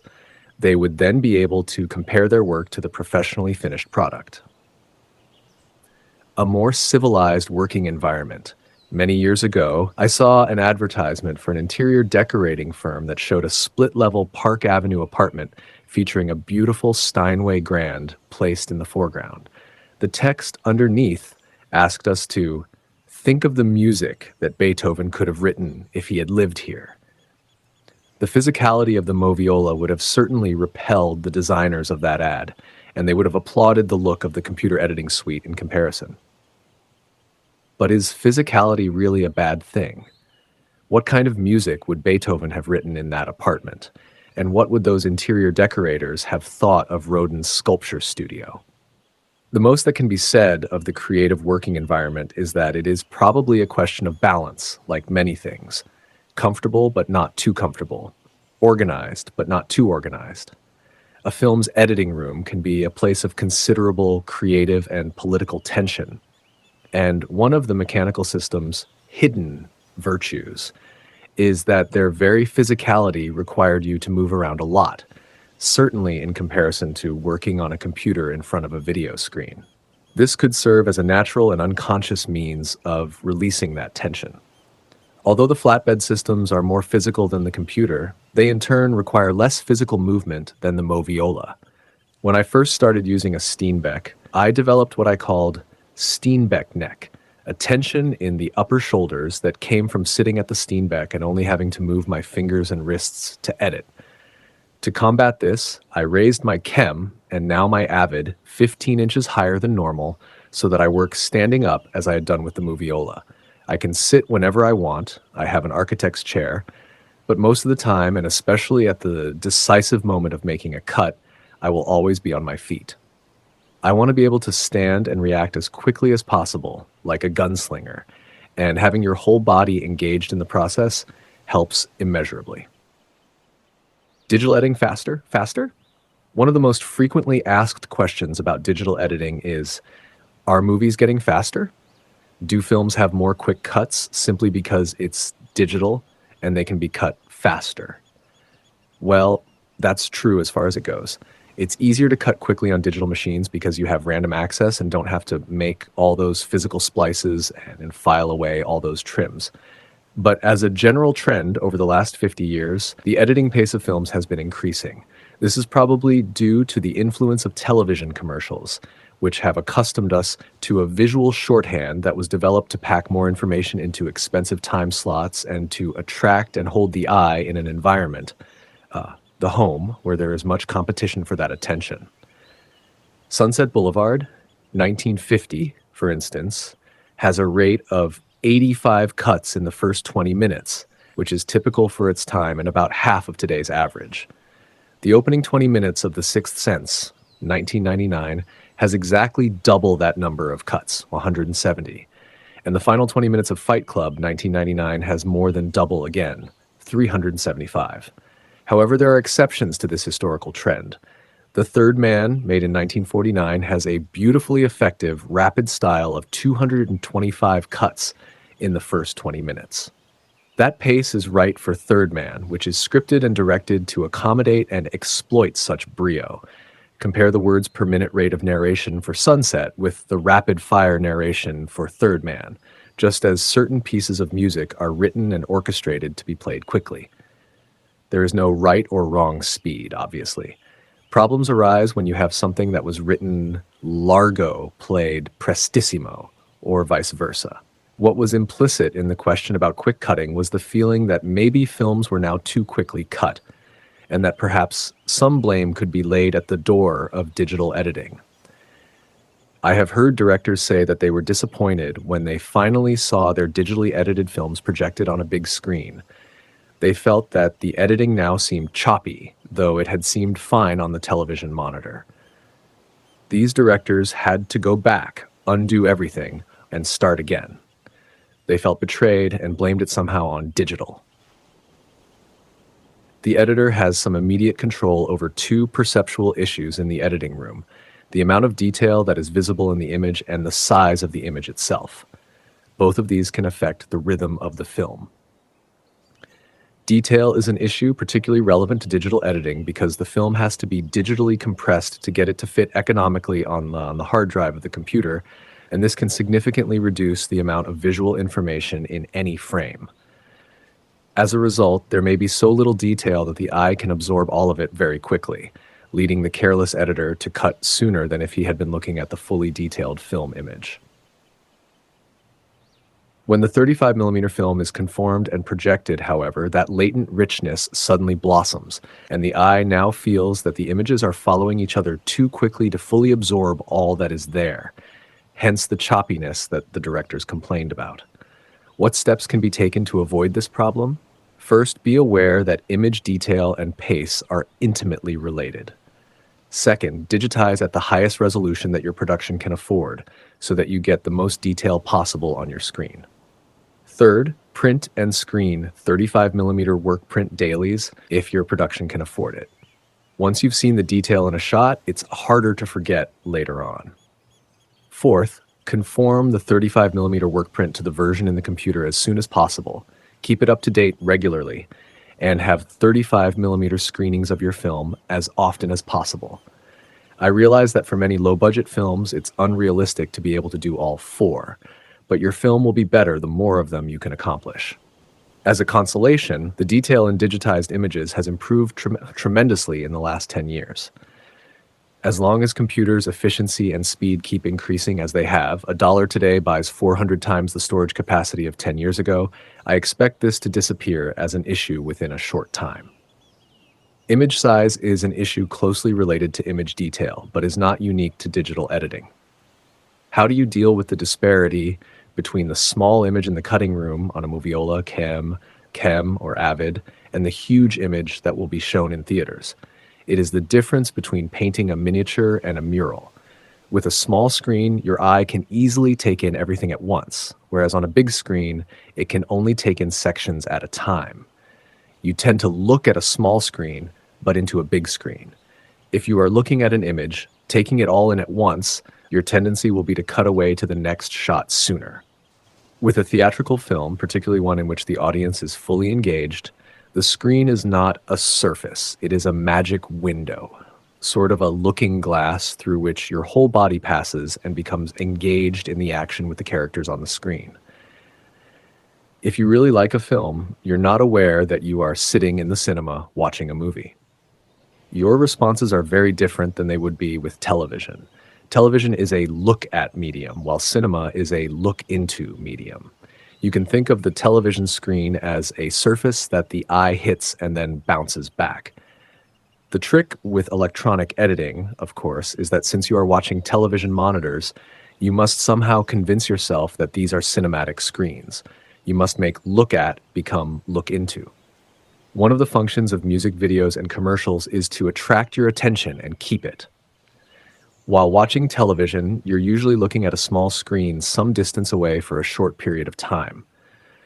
Visual competition is all around. The lights are on, the phone may be ringing, you might be in a supermarket or department store. Television has to make things collide within that tiny frame in order to catch your attention because of the much narrower angle that the image subtends compared to theatrical film, hence the quick cuts, jump cuts, swish pans, staggered action, etc. There's a completely different aesthetic when you're in a theater. The screen is huge, everything else in the room is dark, there are hopefully no distractions. You are there for at least 2 hours. You can't stop the film at your convenience. And so, understandably, feature editing has to be paced differently than music video or commercial editing. What can be done to help with this problem of size, the miniature versus the mural? First, as with image detail, be aware that the eye takes in a large picture differently at a different rate than a small one. Second, conform the 35mm film and have as many screenings with as large a screen as your production can manage. Third, and this is my own personal solution, cut out 2 little paper figures and place them on either side of the monitor screen, making them the correct size in relationship to the screen as real human beings will be when the film is finally projected in a theater. So if I am looking at a 22-inch widescreen in the editing room, I will make my little people 4.5 inches tall. This will make the monitor screen look, with a little imagination, as if it is 30 feet wide. Generally, I like this kind of solution because it's simple. You don't think it would amount to much, but this practice helps tremendously in solving problems before they occur. Why don't we just edit in large rooms with big screens? Well, with digital editing and video projection, we could very easily be editing with a 30-foot screen. The real estate for the room would be expensive, however, more expensive than my little paper leprechauns. It would be an interesting experiment, however, to edit with a 30-foot screen. General observations. The celluloid Amazon. No matter what editing system you are using, you will always be confronting astronomical numbers of different possible versions. Remember that mathematical formula with the in it. When those numbers were physically represented by mountains, tons of actual film, you knew instinctively that you had to have a plan and be organized from the start. Contemplating the thicket of 500,000 or 1,000,000 feet of dailies is like peering into the Amazon jungle. Who would go in there without a map and adequate supplies? One of digital systems' dangers is that, superficially, they turn that Amazon jungle into a video game without apparent consequences. If you lose, you simply start over again from the beginning. No film has actually been touched. There are no loose ends to restitch together. In a certain trivial sense, this is true, but it doesn't mean that a real Amazon isn't lurking behind the virtual one, with real consequences should you lose your way. There should always be planning, no matter what. You only have so much time. You can never explore all the possible versions. There should always be a map. Human memory has its limitations. You should always take detailed notes of what you've seen. Theseus needed his thread to get out of the Minotaur's maze. With no plan, no map, no thread, film editing becomes just a thrashing about, a slamming together of images and sounds for momentary effect. But this kind of effect will have no long-term resonance with the film as a whole. So, paradoxically, the hidden advantage of editing sprocketed film was that the weight and volume of it encouraged the editor to take things seriously and to plan ahead before jumping in, to develop certain strategies and defensive mechanisms. For me, this took the form of my reverse storyboard system of images, and my database system of notation. All of us who have grown up as editors of sprocketed film were privileged to develop our own strategies for dealing with our own Amazons. And many of these strategies should not now be thoughtlessly discarded, but rather adapted to the digital age that is upon us. Regulated postal service was finally established in Great Britain, and Royal Mail started to be carried on trains for the first time. Somewhere around 1840, it unleashed a torrent of letter writing among those who were able to do so. People routinely dashed off 20-page letters 3 times a week to several correspondents simultaneously, not so much because they had anything particularly compelling to say to each other, but simply from the exhilaration of being able to say it and have it reliably received across the country in a matter of days, rather than the unreliable weeks that it took in the days of coach and horses. Something similar is happening today with the internet. In fact, any significant technological breakthrough will create a surge of exploratory interest that can only be satisfied by creating a pretext for the exploration. For a while, what is communicated is less important than the means by which it is communicated. Eventually, down the road, the new technology is assimilated and content reestablishes its primacy. We are somewhere along that road with computer-assisted editing, but since things are still evolving so rapidly, it's hard to say exactly how far we have come. I sense that we have actually come a long way in a short time. When I wrote the first edition of this book 8 years ago, I felt that we would not know where we were until 4 milestones had been passed. 1, memory storage had become more efficient by an order of magnitude, so that it's possible to store at least 40 to 100 hours of high-quality picture online, having it all equally accessible at all times. 2, the cost of a fully operational system capable of editing a feature drops well below $100,000, or into the range that you would expect to spend for a K-Chem. 3, the creation of the digital equivalent of the 35mm sprocket timecode relationship, a universal standard that would operate across all the technical environments in which image and sound are manipulated, and which would provide an immutable point of reference for the picture-sound relationship. 4, 35mm film is no longer shown theatrically. Release prints are replaced by a digital equivalent that is as good or better than 35mm film. As of the year 2001, the first 3 of those milestones have now been passed, and the 4th, digital projection, is with us but not yet universal. 1, in 1994, it became possible, technically and economically, to store the entire digitized workprint of a feature film on hard disks that were simultaneously accessible to the editor and the editor's assistant. In 1999, the Insider stored 1,200,000 feet, 222 hours of workprint, the most that any film had digitized up to that point. Coincidentally, the same amount of workprint as Apocalypse Now. 2, in 1996, an Avid system with 2 editorial workstations cost $160,000 or $80,000 a station, compared to the price of a KM 8-plate, which was around $65,000. In 1999, Any Given Sunday had 9 workstations, 6 editors, and 3 assistants, all accessing the same set of hard drives. Number 3, in 1997, Open Media Framework software became available. OMF allows different sound and picture editing systems to talk to each other, a more sophisticated version of how the sprocket timecode relationship allows different 35mm and tape systems to remain in sync with each other.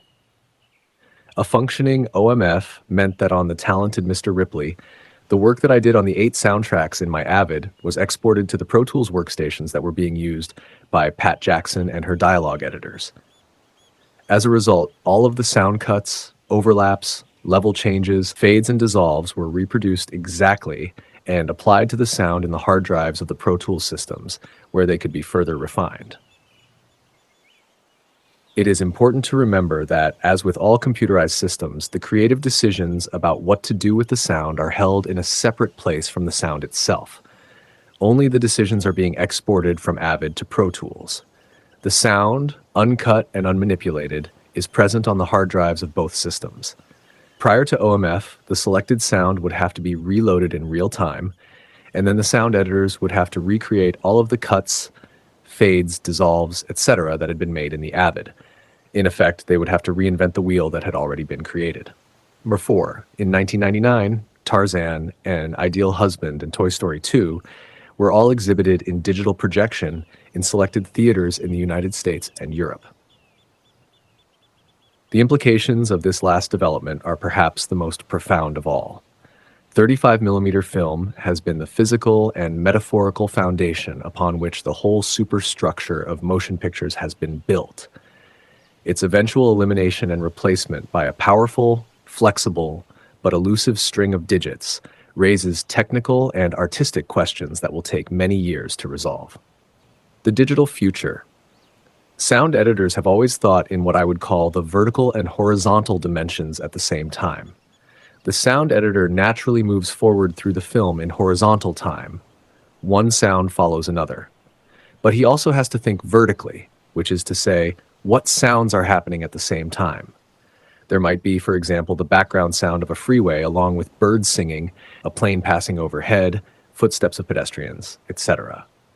Each of these is a separate layer of sound, and the beauty of the sound editor's work, like a musician's, is the creation and integration of a multidimensional tapestry of sound.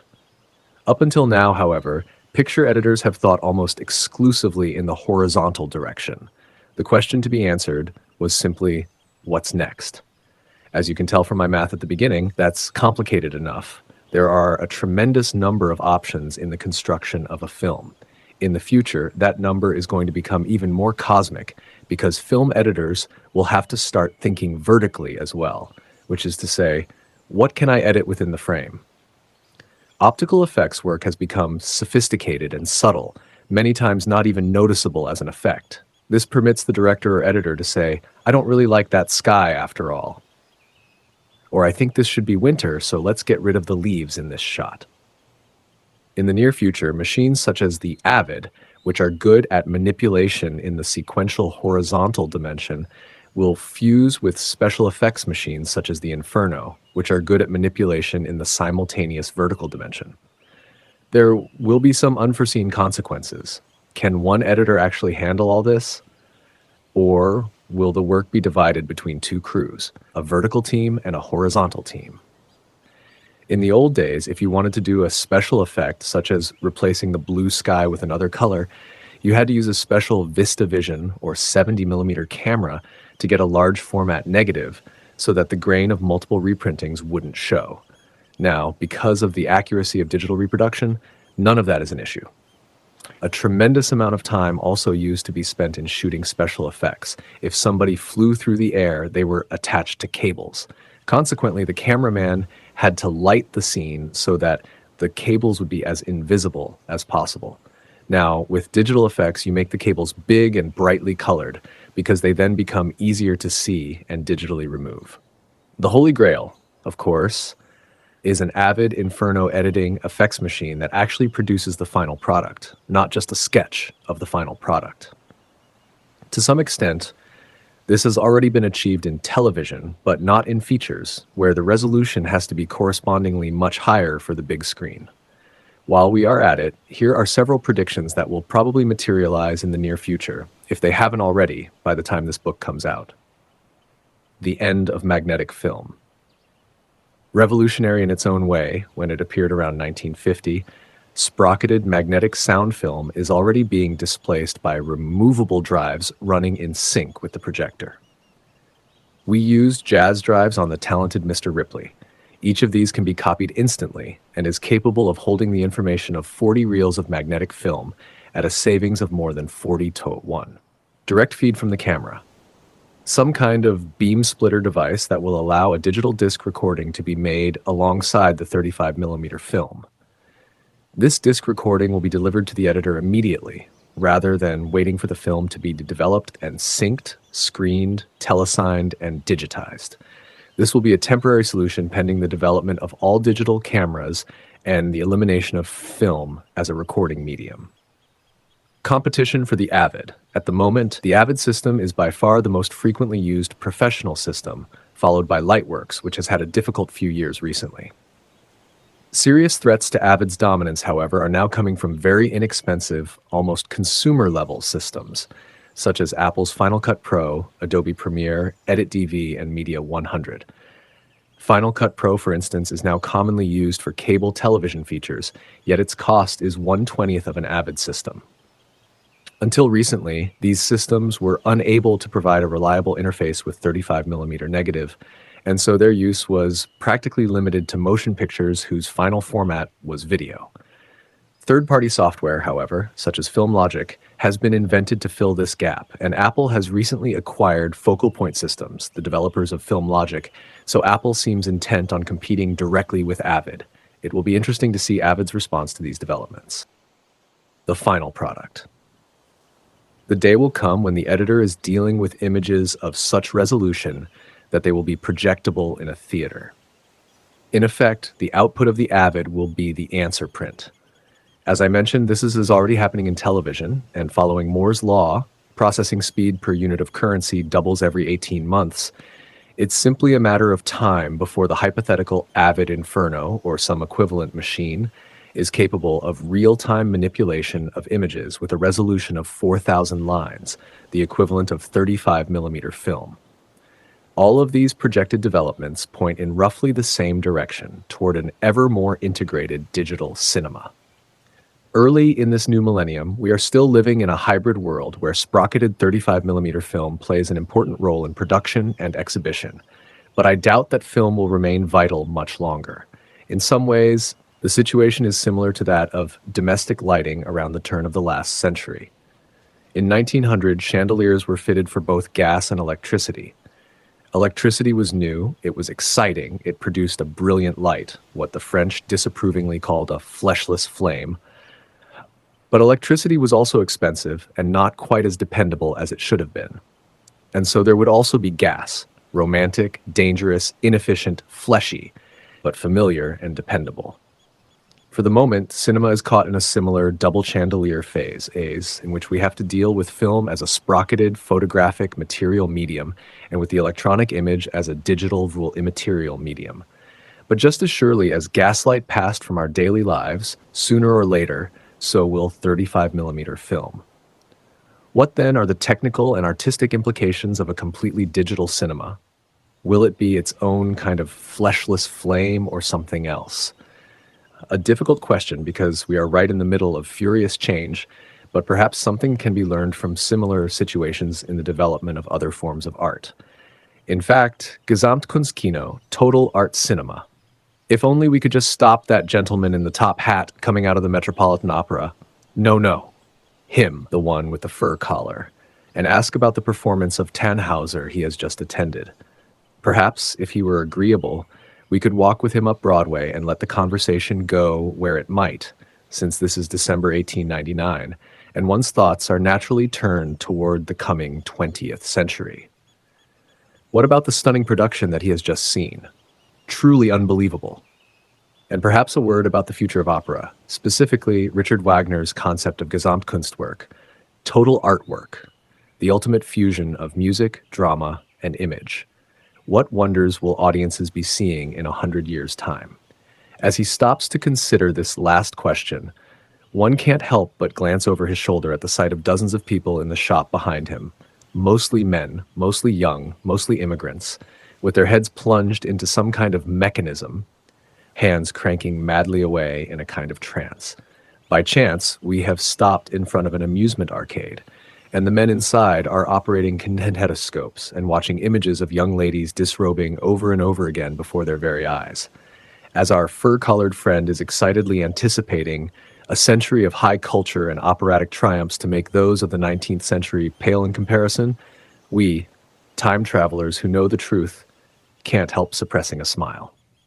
Imagine our new acquaintance's astonishment and repugnance at being told that the noisy and offensive contraptions behind him would shortly transform themselves into the dominant art form of the 20th century and stage their own assault on the citadel of total artwork. And that although his beloved operas would still be performed in 1999 and lavishly, they would be, mostly, reworkings of the 19th century's pre-served in amber canon, the West's own version of Japanese kabuki. Of course, we won't disappoint him with our insights, which would seem like typical ravings from the strange-looking creatures he usually takes pains to avoid. What is New York coming to these days? Goodbye. Nice talking to you. Without much warning, we are back in the New York of December 1999. Toy Story 2 has recently opened, and the lines have not gotten any shorter. In fact, at one theater in Times Square, they've gotten somewhat longer. Strolling by the marquee, we discover why. Toy Story 2 is being projected digitally, without film. The sprocketed 35mm celluloid that serviced our friends at the amusement arcade in 1899, and the expanding cinematic dreams of the 20th century through the arrival of sound, color, widescreen, 3 dimensions, for a few years anyway, Dolby Stereo. The physical medium that carried all these inventions uncomplainingly on its shoulders is at the end of the century about to put down its burdens and slip away. In a few years, film will become a historical curiosity, like parchment or vellum, and the 3 ubiquitous symbols for the motion picture. The reel, the clapstick, and film itself with those characteristic little square sprocket holes running down its edges will all be anachronistic, referring to a forgotten technology, like the carpenter's ads, eds, and all. Is this something to be concerned about? By way of comparison, Gutenberg's first Bible was printed on vellum, a beautiful and tactile organic substance, but printing only really took off with the invention of paper, which was cheap and easy to manufacture. Gutenberg's concept of movable type transcended the medium used for the printing itself. Digital, almost certainly, will prove to be paper to celluloid's parchment. So let's declare confidently that although film may fade away, there will always be pictures that move. The insight that gave rise to motion pictures, Joseph Plateau's quantization of movement in the 1830s, extended to photography by Muybridge in the 1870s, is as profound in its way as Gutenberg's invention of printing in the 1450s, and just as independent of the medium of transmission. As astonishing as it is to see digitally projected images, clear or clearer than 35mm film, with none of the scratches, dirt, or jitter that infects even the most pristine of 35mm prints, the truth is that for 15 years, the film industry has been steadily turning digital from the inside out. The triumphs of digital visual effects, of course, were already well known before their apotheosis in Jurassic Park, Titanic, Phantom Menace, and The Matrix. But the arrival of digital projection will trigger the final capitulation of the 2 last holdouts of film's 19th century mechanical analog legacy. Projection, the end of the line, is one. The other is the original photography that begins the whole process. The current film industry is a digital sandwich between slices of analog bread. Once digital projection makes significant inroads, however, film laboratories such as Technicolor will find it difficult to operate in the black, since most of their profits come from massive theatrical print orders, sometimes as high as 50,000 feet of film per motion picture. When, not if, the laboratories go out of the film business, motion picture companies will inevitably turn to digital cameras for original photography. In the summer of 2000, George Lucas dispensed with film entirely and shot the next Star Wars film with Sony high-definition digital cameras. In the almost immediate future, then, when final projection and original photography are digitized, the entire technical process of filmmaking will be digital from start to finish, and the whole technical infrastructure will telescope in upon itself with great suddenness. Some of the consequences of this we can foresee. Others are unpredictable, but this transformation will likely be complete in less than 10 years. Of course, there will be wonders to compensate us for the loss of our old friends, clapstick, sprocket, and reel. Of course, the blurring of borders between video, computers, and film will vastly increase. Of course, digital creatures, and perhaps even actors, will be born that will make 1993's Jurassic Park seem like 1933's King Kong. Of course, Channel 648 will be a live transmission of the planet Earth as seen from the moon, in stunning detail, occupying the entire liquid crystal wall of your media room. But what will cinema, the habit of seeing motion pictures in a theatrical setting, what will cinema be like in 2099? Will the digital revolution, so intoxicatingly heady at the moment, transform cinema into something unrecognizable to us today, for better or worse? Will cinema perhaps have ossified by 2099 into the 21st century's version of grand opera? Tuxedo-clad crowds attending yet another projection of 160-year-old Casablanca, unimaginably enhanced by some technological grandson of today's digital wizardry. Or perhaps cinema will have disappeared completely, overrun by some technical social upheaval as unimaginable to us as the kinetoscope's ultimate transformation in 1899. The parallels between the immigrants cranking their kinetographs in the amusement arcade and your teenager locked in his room with Lara Croft from the Tomb Raider game are striking.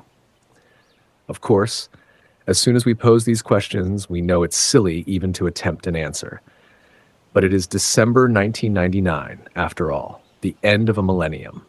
Why not? Is the complete digitization of the art and industry of cinema something that will be ultimately good for it? To even attempt an answer to a question like that, we need to find some analogous development in the past. The one that seems closest to me is the transformation in painting that took place in the 15th century, when the old technique of pigments on fresco was largely replaced by oil paint on canvas. Some of the greatest, if not the greatest, triumphs of European pictorial art were done in fresco, the painstaking process whereby damp plaster is stained with various pigments that as they dry bond chemically with the plaster and change color. One need only think of Michelangelo's frescoed ceiling of the Sistine Chapel, the pictorial equivalent of Beethoven's Ninth Symphony. A great deal of advanced planning needs to be done with fresco. Its variables, such as the consistency and drying time of the plaster, have to be controlled exactly. The artists who worked in fresco needed a precise knowledge of the pigments and how they would change color as they dried. Once a pigment had been applied, no revisions were possible. Only so much work could be done in a day before the plaster applied that morning became too dry. Inevitably, cracks would form at the joints between subsequent applications of plaster.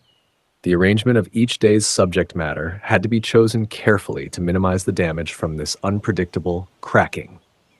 It should be clear that fresco painting was an expensive effort of many people and various interlocking technologies overseen by the artist who took responsibility for the final product. The invention of oil paint changed all of this. The artist was freed to paint wherever and whenever he wanted. He did not have to create a work in its final location. His paint was the same color wet as it would eventually be when dry. He did not have to worry unduly about cracking surfaces, and the artist could paint over areas that he didn't like, even to the point of reusing canvases for completely different purposes. Although painting in oils remained collaborative for a while, the innate logic of the new medium encouraged the artist to take more and more control of every aspect of his work, intensifying his personal vision. This was tremendously liberating, and the history of art from 1450 to the present is a clear testimony to the creative power of that liberation and some of its dangers, which found ultimate expression in the late 19th and 20th centuries, with the emergence of solitary and tortured geniuses like Van Gogh. The nature of working with film has been more like painting in fresco than oil. It's so heterogeneous, with so many technologies woven together in a complex and expensive fabric, that filmmaking is almost by definition impossible for a single person to control. There are a few solitary filmmakers, Jordan Belson comes to mind, but these are exceptional individuals, and their films' subject matters are geared to allow creation by a single person. By contrast, digital techniques naturally tend to integrate with each other because of their mathematical commonality, and thus become easier to control by a single person. I can see this already happening in the sound mixing work that I do, where the borders between sound editing and mixing have begun to blur. And this blurring is about to happen in the further integration of film editing and visual effects. So let's suppose a technical apotheosis sometime in the middle of the 21st century, when it somehow becomes possible for a single person to make an entire feature film with virtual actors. Would this be a good thing? If the history of oil painting is any guide, the broadest answer would be yes, with the obvious caution to keep a wary eye on the destabilizing effect of following too intently a hermetically personal vision. One need only to look at the unraveling of painting or classical music in the 20th century to see the risks. Let's go even further and force the issue to its ultimate conclusion by supposing the diabolical invention of a black box that could directly convert a single person's thoughts into a viewable cinematic reality. You would attach a series of electrodes to various points on your skull and simply think the film into existence. And since we are time traveling already, let us present this hypothetical invention as a Faustian bargain to the future filmmakers of the 21st century. If this box were offered to you by some mysterious cloaked figure in exchange for your eternal soul, would you take it? The kind of filmmakers who would accept or even leap at the offer are driven by the desire to see their own vision on screen in as pure a form as possible. They accept present levels of collaboration as the necessary evil to achieve their visions. Alfred Hitchcock, I imagine, would be one of them, judging from his description of the creative process. The film is already made in my head before we start shooting. The kind of filmmakers who would instead reject the offer are interested foremost in the collaborative process of filmmaking and in seeing a detailed vision mysteriously emerge out, else that process, rather than being imposed by a single individual from the beginning. Francis Ford Coppola's colorful description of his role sums it up. The director is the ringmaster of a circus that is inventing itself. The paradox of cinema is that it is most effective when it seems to fuse two contradictory elements, the general and the personal, into a kind of mass intimacy. The work itself is unchanging, aimed at an audience of millions, and yet, when it works, a film seems to speak to each member of the audience in a powerfully personal way. The origins of this power are mysterious, but I believe they come from two of the primary characteristics of motion pictures: that it is a theater of thought, and that it is a collaborative art. Film is a dramatic construction in which, for the first time in history, characters can be seen to think at even the subtlest level, and these thoughts can then be choreographed. Sometimes these thoughts are almost physically visible, moving across the faces of talented actors like clouds across the sky. This is made possible by two techniques that lie at the foundation of cinema itself: the close-up, which renders such subtlety visible, and the cut, the sudden switch from one image to another, which mimics the acrobatic nature of thought itself. And collaboration, which is not necessarily a compromise, may be the very thing, if properly encouraged, that allows film to speak in the most developed way to the largest number of people. Every person who works on a film brings his or her own perspective to bear on the subject. And if these perspectives are properly orchestrated by the director, the result will be a multifaceted and yet integrated complexity that will have the greatest chance of catching and sustaining the interest of the audience, say, which is itself a multifaceted entity in search of integration. None of the foregoing, however, addresses the fact that cinema is, by definition, a theatrical, communal experience for the audience as well as the authors, but one in which the play remains the same each time it's shown. It is the audience's reactions that change. The mid-20th century pessimism about the future of cinema, which foresaw a future ruled by television, overlooked the perennial human urge, at least as old as language itself, to leave the home and assemble in the fire-lit dark with like-minded strangers to listen to stories. The cinematic experience is a recreation of this ancient practice of theatrical renewal and bonding in modern terms, except that the flames of the Stone Age campfire have been replaced by the shifting images that are telling the story itself. Images that dance the same way every time the film is projected, but which kindle different dreams in the mind of each beholder. It is a fusion of the permanency of literature with the spontaneity of theater. I would like to emphasize the words leaving of familiar surroundings. The theatrical cinematic experience is really born the moment someone says, "Let's go out." What is implicit in this phrase is a dissatisfaction with one's familiar surroundings and the corresponding need to open oneself up in an uncontrolled way to something other. And here we have the battle between motion pictures in the home and cinema. For I'll venture that the true cinematic experience can't be had in the home, no matter how technically advanced the equipment becomes.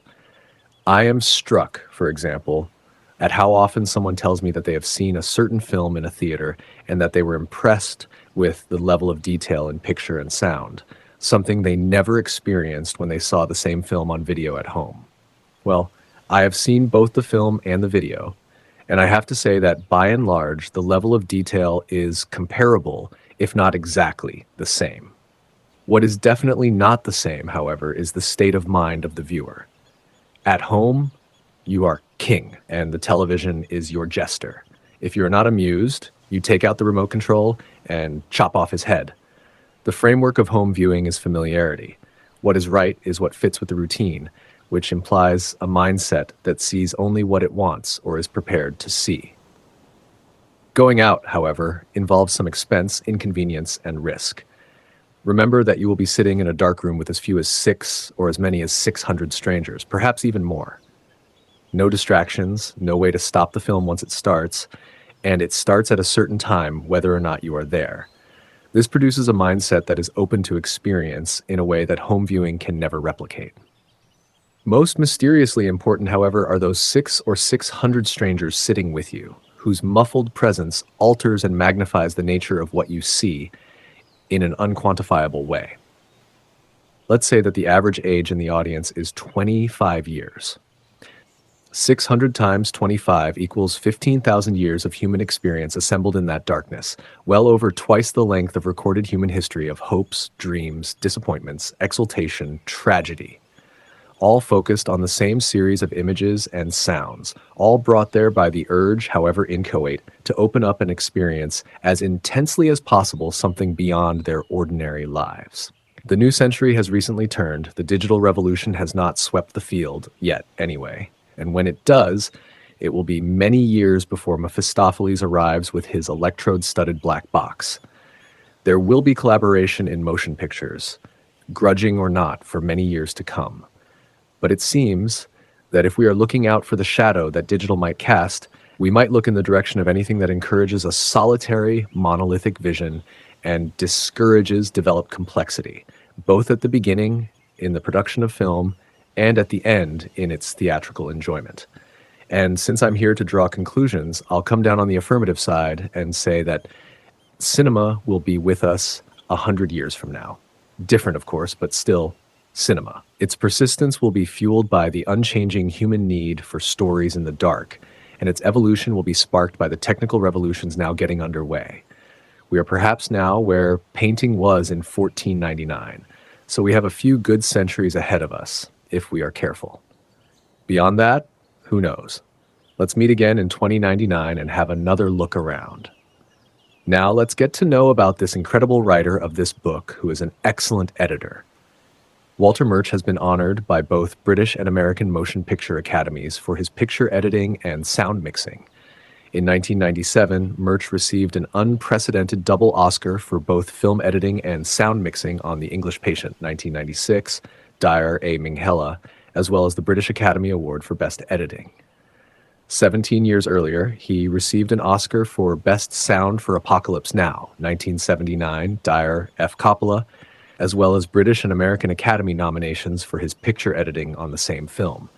He also won a double British Academy Award for his film editing and sound mixing on The Conversation, 1974, Dyer F. Coppola, was nominated by both Academies for Best Film Editing for Julia, 1977, Dyer F. Zinnemann, and in 1991 received 2 Oscar nominations for Best Film Editing for the films Ghost, Dyer J. Zucker, and The Godfather Part 3, Dyer F. Coppola. Among Murch's other picture editing credits are for The Unbearable Lightness of Being, 1988, Dyer P. Kaufman, House of Cards, 1993, Michael Lesack, Romeo is Bleeding, 1994, Dyer P. Medak, First Night, 1995, Dyer A. Zucker, and The Talented Mr. Ripley, 1999, Dyer A. Minghella. Murch was the re-recording mixer for The Rain People, 1969, Dyer F. Coppola, THX 1138, 1971, Dyer G. Lucas, The Godfather, 1972, Dyer F. Coppola, American Graffiti, 1973, Dyer G. Lucas, The Godfather Part 2, 1974, Dyer F. Coppola, and Crumb, 1994, Dyer T. Zwigoff, as well as all the recent films for which he has also been picture editor. He has also been involved in film restoration, notably Orson Welles' Touch of Evil, 1998, and Francis Coppola's Apocalypse Now Redux, 2001. Screenplays on which Murch has collaborated include THX 1138, directed by George Lucas, and The Black Stallion, 1979, uncredited, directed by Carol Ballard. Murch directed and co-wrote the film Return to Oz, released by Disney in 1985.